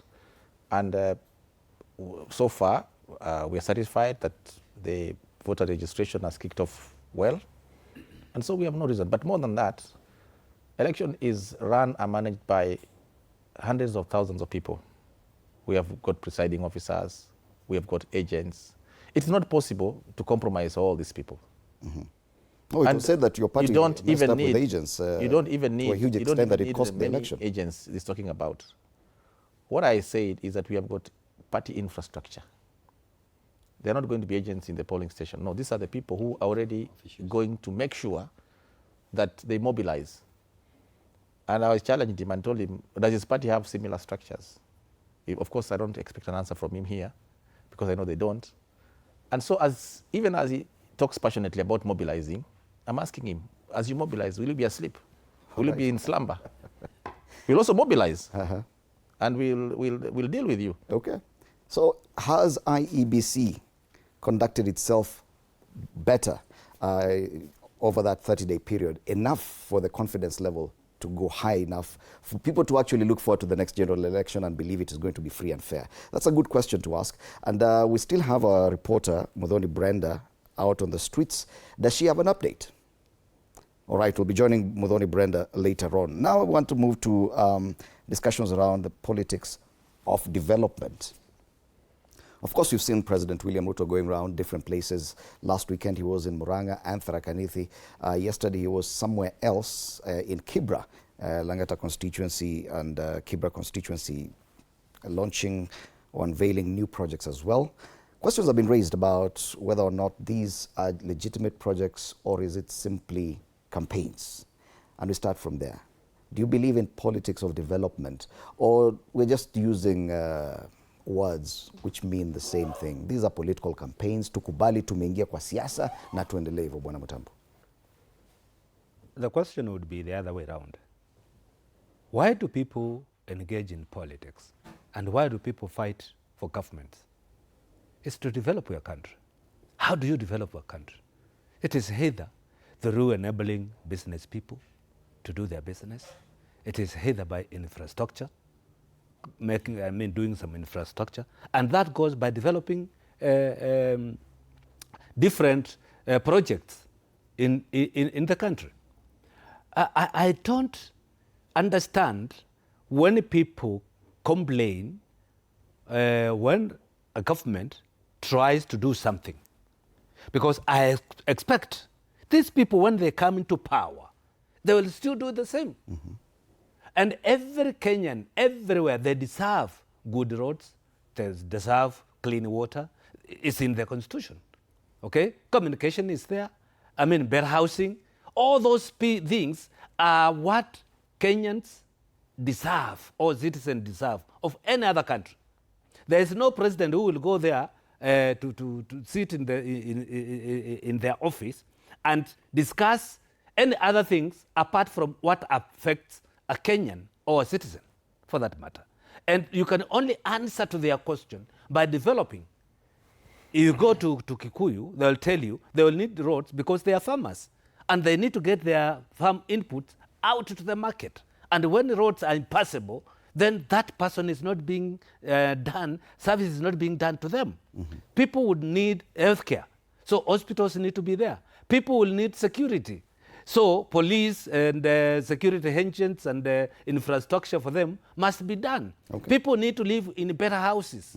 So those houses must be done. Right. So I wonder why people complain when such things are done and they associate it the issues that come up politics. The issues that come up as is a kind of exchanges we see the president and the people who oppose him engaging in. And some of these critics have talked about the urgency and scale that the president could be talking about very big, mega infrastructure projects and giving promises that by March this year it will be done, by the end of this year it will be ready, with the SGR will be ready before elections. And people are wondering, okay, fine, mega infrastructure is important, but why the speed? Is it simply because there's an election next year? Let's listen to what the president had to say yesterday during his visit to Kibra constituency and what he promised the residents there. Munajua hizi manyumba za reli ziko hapa. Kuna manyumba ingine 900 hapa mbele. Hizo manyumba zilikwama kwa muda mrefu. Sikizeni watu wa Ayani. Ayani oye! Sikizeni watu wa Kibra. Hizo nyumba 900 iko hapa. Sasa nimepatia instructions watu wa housing. Wachukue hizo nyumba, wakamilishe na wapatie watu wa hapa Kibra waishi katika hiyo manyumba. Kibra umekubaliana vile vile tujenge barabara mpya kilomita 240 hapa Nairobi, ndio tuhakikishe ya kwamba tunaondoa barabara za matope kutoka Nairobi County. Na namba 3, tumekubaliana ya kwamba kati ya sasa na mwisho wa mwaka tunaunganisha mataa 40,000. Tuondoe giza Nairobi, tuweke street lighting. Nairobi iwe na mwangaza, watu waweze kufanya kazi 24 hours, na tuhakikisha kwamba kuna usalama katika mji wetu wa Nairobi. It sounds very good and promising. Why do you criticize such? This is very sad, extremely sad. As an expert on leadership and governance and an expert on delivery in this country, both having served in the county governments and national, I feel very sad for Kenyans. Number one, Fred, you cannot, the president is talking like he's the governor of Nairobi, first of all. You know, he's talking like he's the governor. He should decide whether he wants to be the president of the Republic of Kenya or the governor of Nairobi. You know, the other day he talks about we have done this for Nairobi, street size for Nairobi. Where have you been? I mean, where is Sakaja? This, first of all, is very sad on the issue of devolution. The whole idea about this thing you saw drama the other day is about killing devolution. The president is one of the people who never believed in his constitution, I can tell you. And that's why you see governors are crying all over. They cannot talk because they are on a leash. That's number one. Number two, Fred, let's go to at the national level now. You cannot promise staff on their 4th year. You should be doing something I call commissioning. You should be flagging off new projects by the 4th year on delivery. Let's talk about this. And that's what we have been telling them. You plan the 1st year, you clear everything, make sure all the laws are there that needs you to do your work. Begin implementing by the 2nd year, 3rd year. The 4th year, the president should be doing 80% of commissioning. Green, not relaunching, not inspection to us, right? Not over-promising. And you see, when the Bible says, the more you talk, the more you lie. It's been just so sad. Oh, we are going to do. Do you know the beauty is Kenyans are tired and they are no longer excited with what he says? Because they know it's a lie. Yesterday I was talking to somebody deep inside Muranga. And he said, no, we are tired. Where he was the other day. He was telling me, the president was here. All what he said was lies. That's how he summarized. All what he said was lies. Now, if people think you're already lying before you speak, how can that be? But let me finish by saying this. I watched him in Muranga and Rakaniri. Let me tell 2 or 3 things. It is very wrong for the president of the Republic of Kenya to go competing to relaunch projects with a local MP. It's very shameful. It is very sad, even if it's politics. Mm-hmm. I mean, Kiharu, TVET had been launched by Dede Nyoro. He went there to relaunch it. Number 2, I was in Nyandarua during the burial at Tort Kalau. He mentioned like about $1 billion worth projects. He did the same in Muranga. He's doing the same here. Are they in the budget? Ask them. Go and check the supplementary budget that was signed. They are not there. So this is hot air. Talk about Mau Mau. 4 years later, if Uhuru left you somewhere with Mau Mau roads, how can you be promising that you have set money aside in the 4th year when you are going home? It's not going to be possible. And finally, this is what we are going to do when we take over next year. Fred, we have discovered what this government is doing is announce big projects to mesmerize people. You know, Takana Oil has come. We don't know whose oil it is. We don't know. We don't have agreements. We don't know whose oil is that kind of oil. What we know is that Gulf Energy is one of the companies that had picked to import G2G fuel. How it ended up being there and it's the one running here. We don't know who owns Gulf and who the interest of the president in Gulf. Now listen. Look at Bomas of Kenya, mega projects that are just being told you are being helped. We don't know the details. Look at these are projects that are wait. Let me tell you. Look at Taranta. Look at the SGR. From 700 million per kilometer to 1.5. Nobody knows the details. Look at my own SGR. Big projects. We are going to audit. You'll be shocked because this is where corruption resides. I am aware about the 14 steps on PPP. I'm aware. I know because I've dealt with those things. Nobody knows the disclosure about the partners, the issue of money, how much money is it? Because finally, it's a loan. Finally, somebody has to pay for it. So we are going to audit this project next year. And I can tell you this. I'll give you one example only for 20 seconds. Let me give you an example of what you're going to do. Lilongwe Summit, for example. And when I talk about Lilongwe Summit, it's not about Nakuru. It's a pathway to entire 3/4 of Kenya, right? The way the highway is a pathway to everywhere else. We are going to say, because this road was done by Moi, 1980, you cannot come us, we are paying VAT and tax and all that, then force us to pay toll for that years. What you are going to tell the Chinese, come back home. Tell us the actual cost. We'll pay you alone. And those are two different debates. Because our people will not. Let me tell you, this is where corruption lies. Our people will not be able to do all that. But my point is, this politics of development, Fred, it is not tenable. It's not going to work. It's just lying to people. And as we know, that we are not going to expect anything. There's definitely the discussion around the cost and whether or not corruption is involved. But it's also the timely or application or delivery that is sensible before the next election, because the president has always been keen on giving timelines to the same projects and people have criticized him on the same. Can they be delivered, or is it simply a campaign promises? I'm informed that our reporter Modoni Brenda is now ready with an update. Still on the same discussion, politics of development. Modoni, what are people saying about this? Once again, Fred Indimuli, we are coming to you live from the streets of Nairobi, and Nairobians here are closely following the conversation on politics of development. Wakenya wengi wenye nimeongelesha wametuambia kuwa wanataka siasa za maendeleo, na kufikia sasa wengi wao wameona siasa za maendeleo. With me here I have a Kenyan, tumepatana na yeye akienda shughuli zake za kila siku. Habari yako? Salama sana. Good morning. Morning. You're live on TV47 and we are having a discussion on politics of development. Kufikia sasa, je, unasikia ni kama Rais Ruto amefanya kazi? Yes, the president has really done well. Apart from the theatrics you see around, the president has done well. Ni nini imekufurahisha kabisa kwa all the projects zenye zimefanywa na president? Kwanza wacha nianze na affordable housing. People are just, people are propagating, watu wanarusha propaganda mingi about the affordable housing. But let me tell you, I personally registered 200 shillings. And for a house, a 2-bedroom house that costs, I'm supposed to pay 1.2 million, I pay a deposit of 64,000, then I pay 6,500 monthly. Which street in Nairobi will you get a furnished 2-bedroom house with 6,500 monthly? That is an affordable housing. That is very affordable to me. Kwa hivyo wewe unakaa affordable houses? Za wapi? Kasarani. Yes. So and then ile nyumba barabara ya kwetu huko Kisumu. President Ruto came akasema ataweka lami hapo, na ameweka lami, barabara inapita karibu na kwetu. Ala, barabara inapita karibu na kwenyu nje? Akaweka lami. And the president, kuna barabara ilikuwa inatusumbua pia ya Mamboleo ikienda Miwani. The president came and tarmacked that road. So let me tell you, the president has done well. And what are your feelings about sports? Maybe kama kitu kama Talanta Stadium, watu wameiongelelea sana. What are your feelings about it? Umeiona kwanza? Nimeiona kabisa.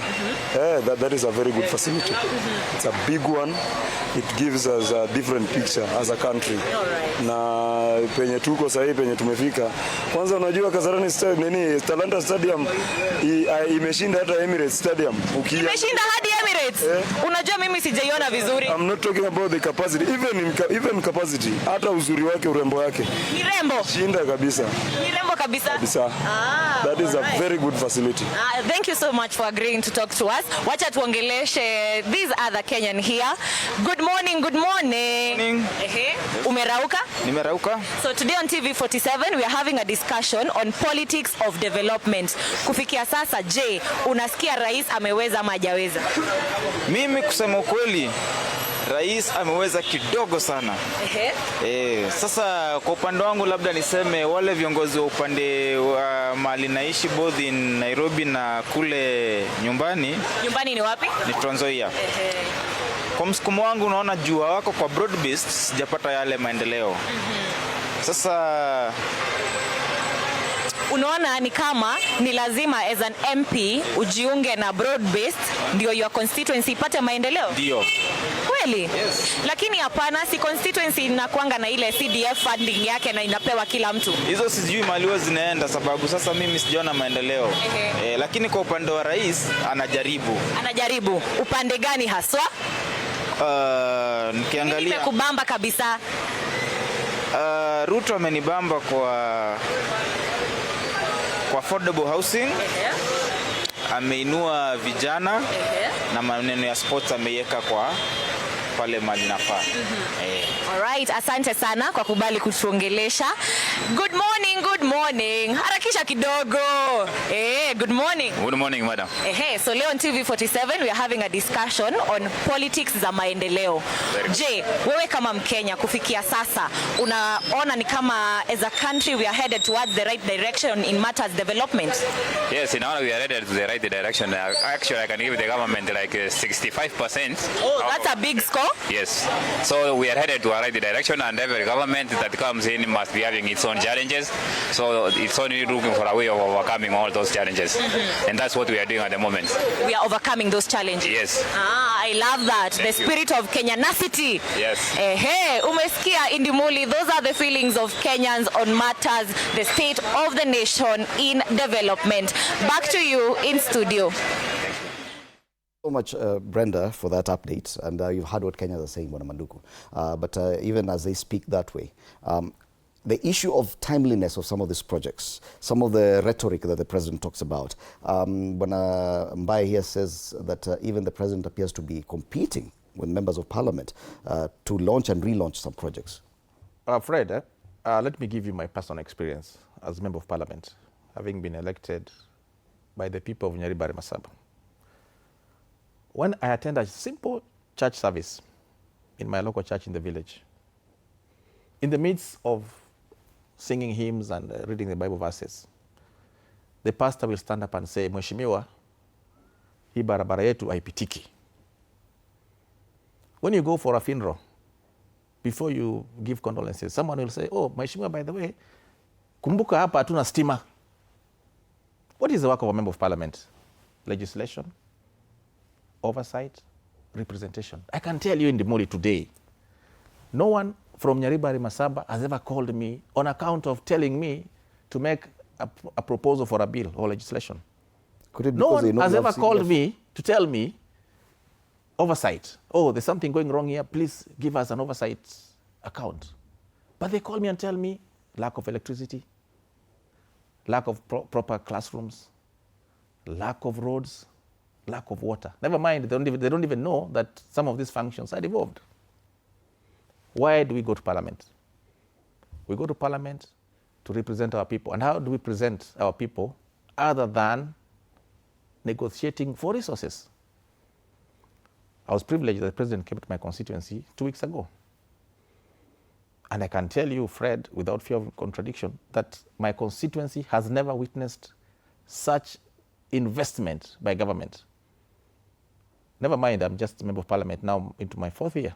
But previous history or records show that even the 10 years preceding my entry into politics, my constituency received a mere 70 million shillings. Other than CDF and KERA, which is universally distributed, my constituency only received money for last mile connectivity in 10 years. Today, I can show you what I have done. You cannot divorce politics from development. No one will ever elect you for speaking very good English in Parliament, my friend. People elect you on account of what resources have you brought to your people, at least from where I come. That is why even Mr. Mbaya, as he talks here, he knows very well that they are in this game so that they can skew resources to some areas. And what William Ruto has done is that he has done even distribution. Do you think it's viable for some of the projects he's made pronouncements on to actually succeed before the next? Another point I want to bring is... Could there be an issue of over-promising? Another point I want to bring is, in the National Assembly, we have recently enacted legislation which will allow massive development outside the budget line by attracting private sector investment. People like Mbai don't understand that you can have seed capital and through the National Infrastructure Fund attract private capital for projects that are commercially viable. And that is the route that we are taking to ensure that all these mega projects are completed. I think when the vision bearer thinks big, thinks broadly, and some of us criticize because we don't understand, we think small. Let me tell you, Fred, fly out of Kibera, go to Wilson Airport today, and fly out of Kibera. Look at the number of housing units that are coming up. And let me tell you, we've been in this thing for 30 years, and I'm privileged that 30 years ago, I was a student of architecture. And we were talking about affordable housing in 1995.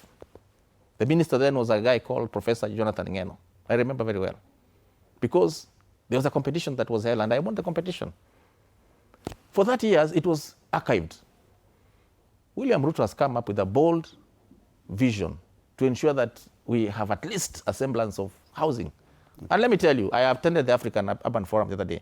Kenya is now a case study on matters housing.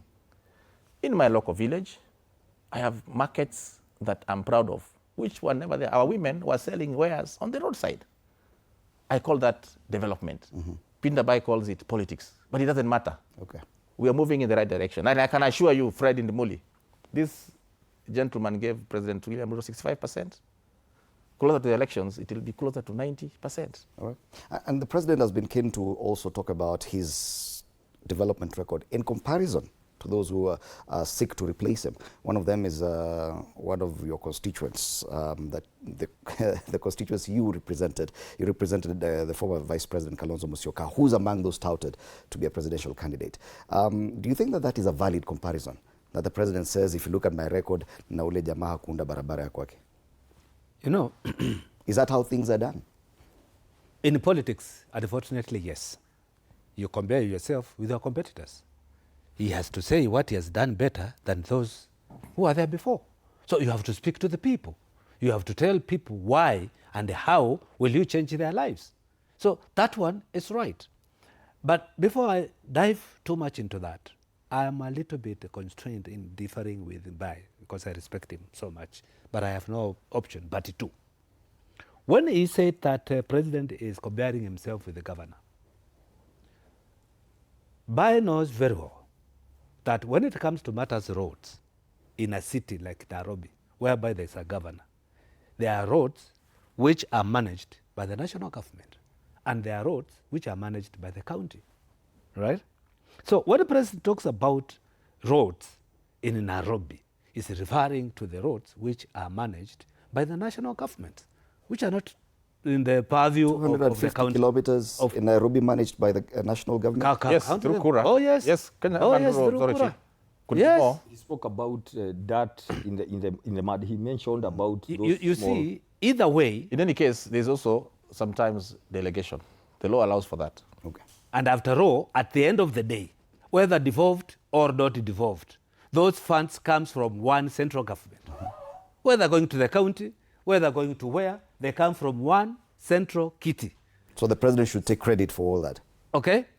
Number two, when we say that it is wrong to promise projects, or when we look at what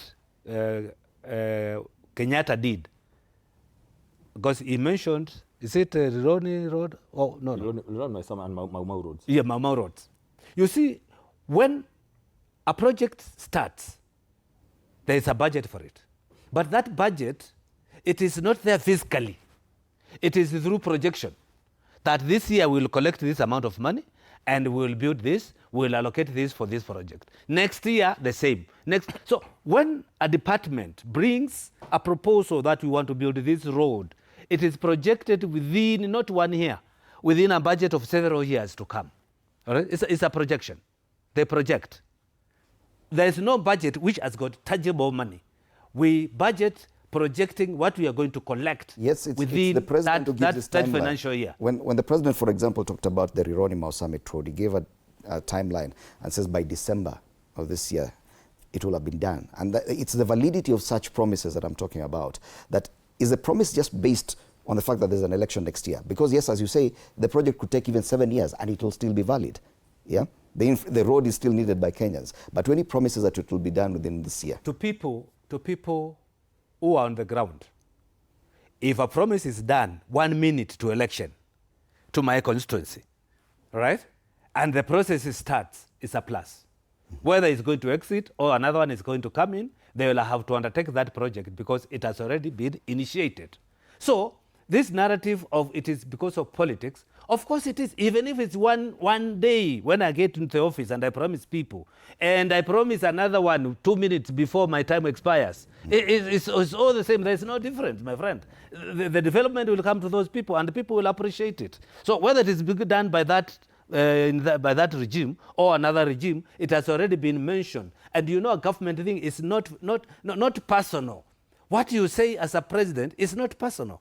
You say you commit the government, whether you are there or you are not there. The people who worked during Kibaki, they are still asking for their money. And there's nobody who's telling them, go and ask Kibaki. They will be paid by whichever government is in place. People who worked during Songo's time or Kedera's time in the county, they are still demanding their money from the current governor. So it goes on revolving to the other regimes. So to me, I will not look at it from that perspective. I look at it that whether it is a promise and it is good to the people, it doesn't matter the timing. Yes. All right. Your party leader, Rigathi Gachagua, has been keen now to sort of inform Kenyans of the lack of funds, allegations that there's no money, especially for the SGR extension to Malaba. There's no money for the Rironi-Mau Summit Road. That may be, but do you think that that is a kind of exchange he should be having with the president, or shouldn't he be talking about his alternative agenda? Fred, that's a good question. Let me tell you what we have decided to do. We have decided, because of this culture of promising, talking so much and trying to, paint some picture of some work which is not there, we have decided that whatever president speaks at 10, we respond at noon with facts. Then he speaks at 3, we speak at 5, so that when the day comes to an end, we are equal. We have separated the lies and over-promising and all these kind of things, so that we keep Kenyans with the facts. Why? Because we don't want the president, because he can talk, every day on the top of the vehicles. We don't want Kenyans to begin believing what he's saying. You remember this issue of Singapore? When they went home over Christmas, some women leaders was beginning to believe that they were waiting for a vehicle to take them to Singapore. Because also we must kill those narratives very fast. For breakfast, for lunch and supper. Let me tell you. For example, when the president comes and he wants us to clap for him for the Rironi-Mau Summit, it is a project he killed that was supposed to be commissioned in January 2025, complete, finished by Uhuru Kenyatta. Then he wants us to clap for him. He was supposed to pick that road from Mau Summit to Eldoret. Then the other government from Eldoret to Maraba. But now he wants us to clap for him when he has put in money there, additional inflation and his own and some corruption money there. Let me give you an example. Let me tell you. When I watched the president speak yesterday, I'm thinking, I have instructed. Come on, please. Fred, we are in a new constitution. I have instructed. Nimetafuta hii pesa bilioni 2. Nimeweka hii. Nimepigia PS, nimesema iwekwe. Hiyo ni mambo ya Moi ya zamani. We cannot agree. Fred, look at Kibaki. He doesn't sit to go on top of vehicle to say, I've instructed the PS. Come and plan their work, give it to the ministry. That is the difference all these people are going to see next year. I can tell you, Fred, seated here, we are going to have a president who believes in himself. He doesn't need to go out there and say, I'm the president, I'm learned, all of you have to visit to me every morning for me to pick what you are doing literally. A president who believes in himself, and then, like Kibaki did, give work to ministers who are capable. So that when we agree we are going to go this direction, I don't need to go and try to go convincing people that I'm very good. Now, let me tell you for the benefit. One of the things President has been speaking about very quickly is affordable housing, markets, and hostels. Let me tell you the truth today. I refer to the Auditor General report, which members of parliament have today. I will tell you the truth. I agree about affordable housing. Affordable housing can never be the work of government. Nowhere in the world, this is not a communist China. I was in China and I studied that model. This is a capitalist state. Empower the private sector to do affordable housing. There is no way government can do business. Okay. And that is one thing we must agree. Next year, I can tell you this, and to make it worse, Uhuru Kenyatta did Mukuru without any housing levy. Here we come, you want to tax me money to go build for somebody else on a public land. It will not possible. I can tell you this, all those houses by next year, I can tell you this, Mheshimiwa. Next year, housing levy will go. We are going to invite all the private sector to go build houses wherever they want. Those houses are built on public land. There is no way, Mheshimiwa, you are an architect, that a private person can own a house on a public land. It's not possible. Who says? Not me. Auditor General's report, which they have kept in Parliament. But because of politics, markets is the work of the county governments. If you want to do markets, give them that money, okay? Give that money to the county government. I'll give you an example with my Mahiu. My Mahiu, the former governor did a very good market with 700 traders. I was there. Do you know what is? They are being told, I've given you a week to move from here. Why? The national government has so much money flowing around. This housing levy money is too much. We are going to do an audit. We'll give you a report when you take over government. We'll come here and discuss with you. So much money flowing around. It started with housing, went to markets, like now hostels. Hostels, sorry, I will mention one because I don't know many. Yeah, because we need There's one company called Kwetu. You look for where students are built. That is the work of the private sector, not government. It's not possible. But because of conduit for corruption, because somebody wants all the money, they want to do business of steel, of cement and all that. This is a scandal, a big scandal. Housing levy must go. Weshimiwa, it has to go. We must reclaim this country. Thank you for that, Dr. This one we cannot let's one more time get feedback from the city center because they are really following the discussion here. Before I come and give you a chance for a final remark. Brenda, good morning once again. Bring us up to speed with what people are saying on the streets of Nairobi. Brenda, what are people saying now with regard to the discussion we continue to have on politics of development?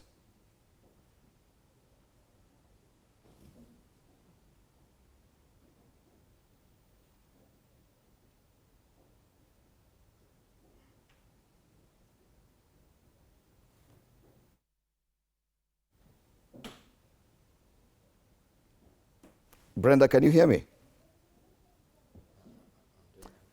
All right. Let's come back and probably link up with Brenda later on. But it brings to question, Bwana Manduku, your role as a parliamentarian, because a lot of this development is supposed to be adjudicated upon by you. And okay, I'm informed that we now have Brenda because I wanted to give you an option for your final remark. Brenda, what are the people saying on the streets of Nairobi?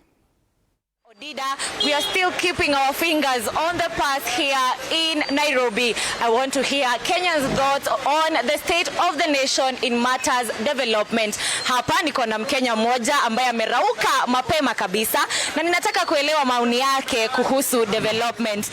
Christine, I don't know if you'll be able to pan tumuongeleshe tu mahali ambapo ameketi. Habari yako na good morning. Good morning, madam. Unaweza tuangalilia pale? Asante. Nikuulize wewe Mkenya, kufikia sasa unaona kama as a country we are headed towards the right direction in matters development? No, hatuendi kwa barabara ile mzuri kwa hiyo maendeleo. Bado maendeleo imeharibika, yani imeharibiwa sana kabisa. Uchumi umeharibika kabisa. Unaona ni kama hakuna maendeleo kabisa? Hakuna maendeleo iko. Wananchi amevinywa kama dakika ya mwisho ya chini yote. Hata akinyanyazwa akidanganywa hivi na hivi kama ukiangalia mpaka saa hii mambo ya hii hospitali haifanyi kazi na tulidanganywa ati inafanya na bado watu wanalia kwa hospitali inafanya kazi. Hii mambo ya SHA? SHA haifanyi kazi. Hata mimi mwenyewe niko na maumivu saa hii. Nilikuwa hospitali kaambiwa haifanyi. Umetoka hospitali leo asubuhi? Sikutoka saa hii asubuhi, siku ile nilikuwa huko. Ulienda wakakwambia ashaifanyi. Hospitali gani hiyo? Hii ni naitwa Ongata Rongai Orthopedic and Medical Services. Walikwambia hawachukisha? Hawachukisha. Alright. Alright, sawa sawa. Indimuli nakwambia maoni ya Wakenya hapa ni bamba. Kulikuwa hadi na mwingine ametuambia kwamba yeye anakaa affordable houses za Kasarani, only for us to find out hakuna affordable houses in Kasarani. But that is what happens when you let people give you their raw opinions and their raw commentaries. Well, those are the feelings of Kenyans here at the heart of the capital city. Turudi kwako studioni Indimuli. Very interesting when you talk to Kenyans and gauge their feelings about matters, development and politics, because everyone has a say, and we give you your opportunity right here on TV47 Breakfast. Bwana Manduku, there's a question here, even before I direct another question to you. One of our viewers saying they want you to talk about Keroka Market, where Mitumba sellers have occupied a whole street with umbrellas. Where are the markets you're talking about? Can you specify? Keroka, that is one question. Keroka Market. Allow me to phrase my question again. The role of Parliament, because budget making process is your role. Yes, when the president now talks about all these things and takes development away from your decisions or basic decision, what does it mean? Because many people have questions. I'll first answer the viewer's question that Keroka town it straddles between two counties, Nyamira and Kisii. And to the best of my knowledge, there's still even a matter in court where Nyamira now claims that Keroka is fully in Nyamira County. But that aside, Keroka town on the Kisii side, where I represent, did not have space for a market. There's no single available plot that would be the market. And so we decided to take it to the Nyamira side at the back. And so as we talk here, and in budget, there's already a market earmarked for Nyamira, a large market, not an ESP market. Hopefully, that once the market is done, then those traders may want to get allocated some stalls there. But besides that, in my constituency, Nyaribari Masaba, there's a finished and commissioned market in Masimba, which is the headquarters of Masaba South or Nyaribari Masaba constituency. There's also another market completed in Ramasha. There's a third market coming to Gesusu, which was pronounced by the president when he visited 2 weeks ago. So all these are by the president? Yes, they are there. You can send your crew to go and verify on site. It's not the work of the county government? No, it's not. But let me also say this. Because of the urgency, because of the required standards and quality, and because of transparency, these market projects had to be done by the State Department of Housing. We have had experience where we transfer money to counties and nothing happens. He knows that. And so the management of the markets will be done by the counties under a framework that will be agreed upon between the national government and the county governments. Now, coming back to your question, Parliament appropriates budget. The executive spend the budget. Parliament comes back to audit or oversight. And so there's no conflict. The executive bring proposals to the National Assembly on how they want to spend. And that is why the president is perfectly right when he says, I want to build a market here, I want to do a road. That is the work of the executive. But Parliament will interrogate that, look at available resources, and in all fairness, appropriate the resources. And so Mbai again is misled by saying that the executive cannot decide what to do where. Development is the work of the executive. Parliament just appropriates and oversights. Okay. Maybe you should try and become a member of Parliament so that you can know these things, Mr. Mbai, Dr. Mbai. He is aspiring to be the next senator of Nakuru. Final word, your final remark, Bwana. I think it is important for leaders to sometimes to try to speak the truth, to try. Because I think truth in leaders is something very elusive. The truth of the matter is, when I hear governments are not supposed to do business, developed countries, actually all the businesses are run by the government. Go to Dubai today. Even the taxi you board is managed by the government. A taxi. The one which people are fighting here, Uber, I don't know what. They are managed by the government. It's a government business. So it is the responsibility of a government, sitting government, to make sure that the citizen they lead, they live comfortably. They provide what is required and what are the necessities for the people of that country to thrive or to do their business, to live their lives. All right? So we cannot detach the government with the people.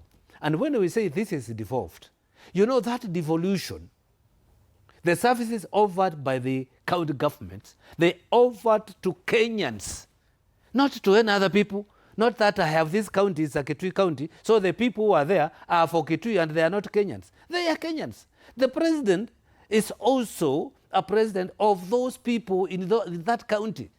So it is also its responsibility to take care of those people development-wise or in any other activities which those people deserve. So either devolved or not devolved. You know, we cling to this, you know, this is devolved, this is...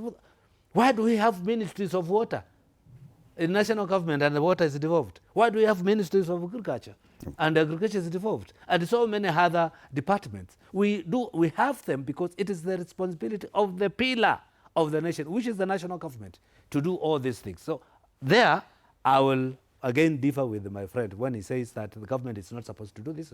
It is actually its responsibility to do so. Number two, we cannot run away from the politics of this country. And I said in this forum, and this is what I want to finish with. Long time ago, I think I was with you. I said I have never seen an organized opposition to remove Ruto from power. I have not seen. What I have seen is people pulling crowds and shouting one time, I don't know what. Okay. But I have not seen the organization on how to remove, apart from giving people hope that we have Gen Zs, they will vote. We have Mount Kenya, they will vote. We have campus, we have this. We'll mobilize. When you tell me you have Mount Kenya... Our time is up. Yeah. No, yes, but I want to pose this question. You tell me Mount Kenya is locked, and when by-election is called, who wins? Okay. I'll give you 60 seconds just to respond to that because you had already done this. Yes. Sorry, I'll just say this. Mheshimiwa, maybe you said about how impactful you have seen the national government in your area. Maybe you could have told us 4 years later how many complete projects have been done. That's very important, number one. Complete, not launching and coming to inspect. Number two, he is doing that. Very happy about the president coming to his area because he's broad-based. What about many MPs who don't subscribe to the broad-based? This is what we are saying. We cannot have a Kenya like this, where you have to go kneel down before the president so he can come, literally come and make promises to your area and you are happy. Number three, the reason why there are all these projects, Fred, the president wants, when he's campaigning to say, I'll complete them when I come back. Kenyans can see through. All those will stop. I can tell you affordable housing stuff, all of them will go back to the county. Markets will go back to the county. Laila said very clearly that markets is a work of the county. Laila himself, before he died, he talked about affordable housing and roads. So we'll go back to the constitution the way it's supposed to. And finally, this is my request to them. Fred, from where we sit, I will request, these are seniors to me politically.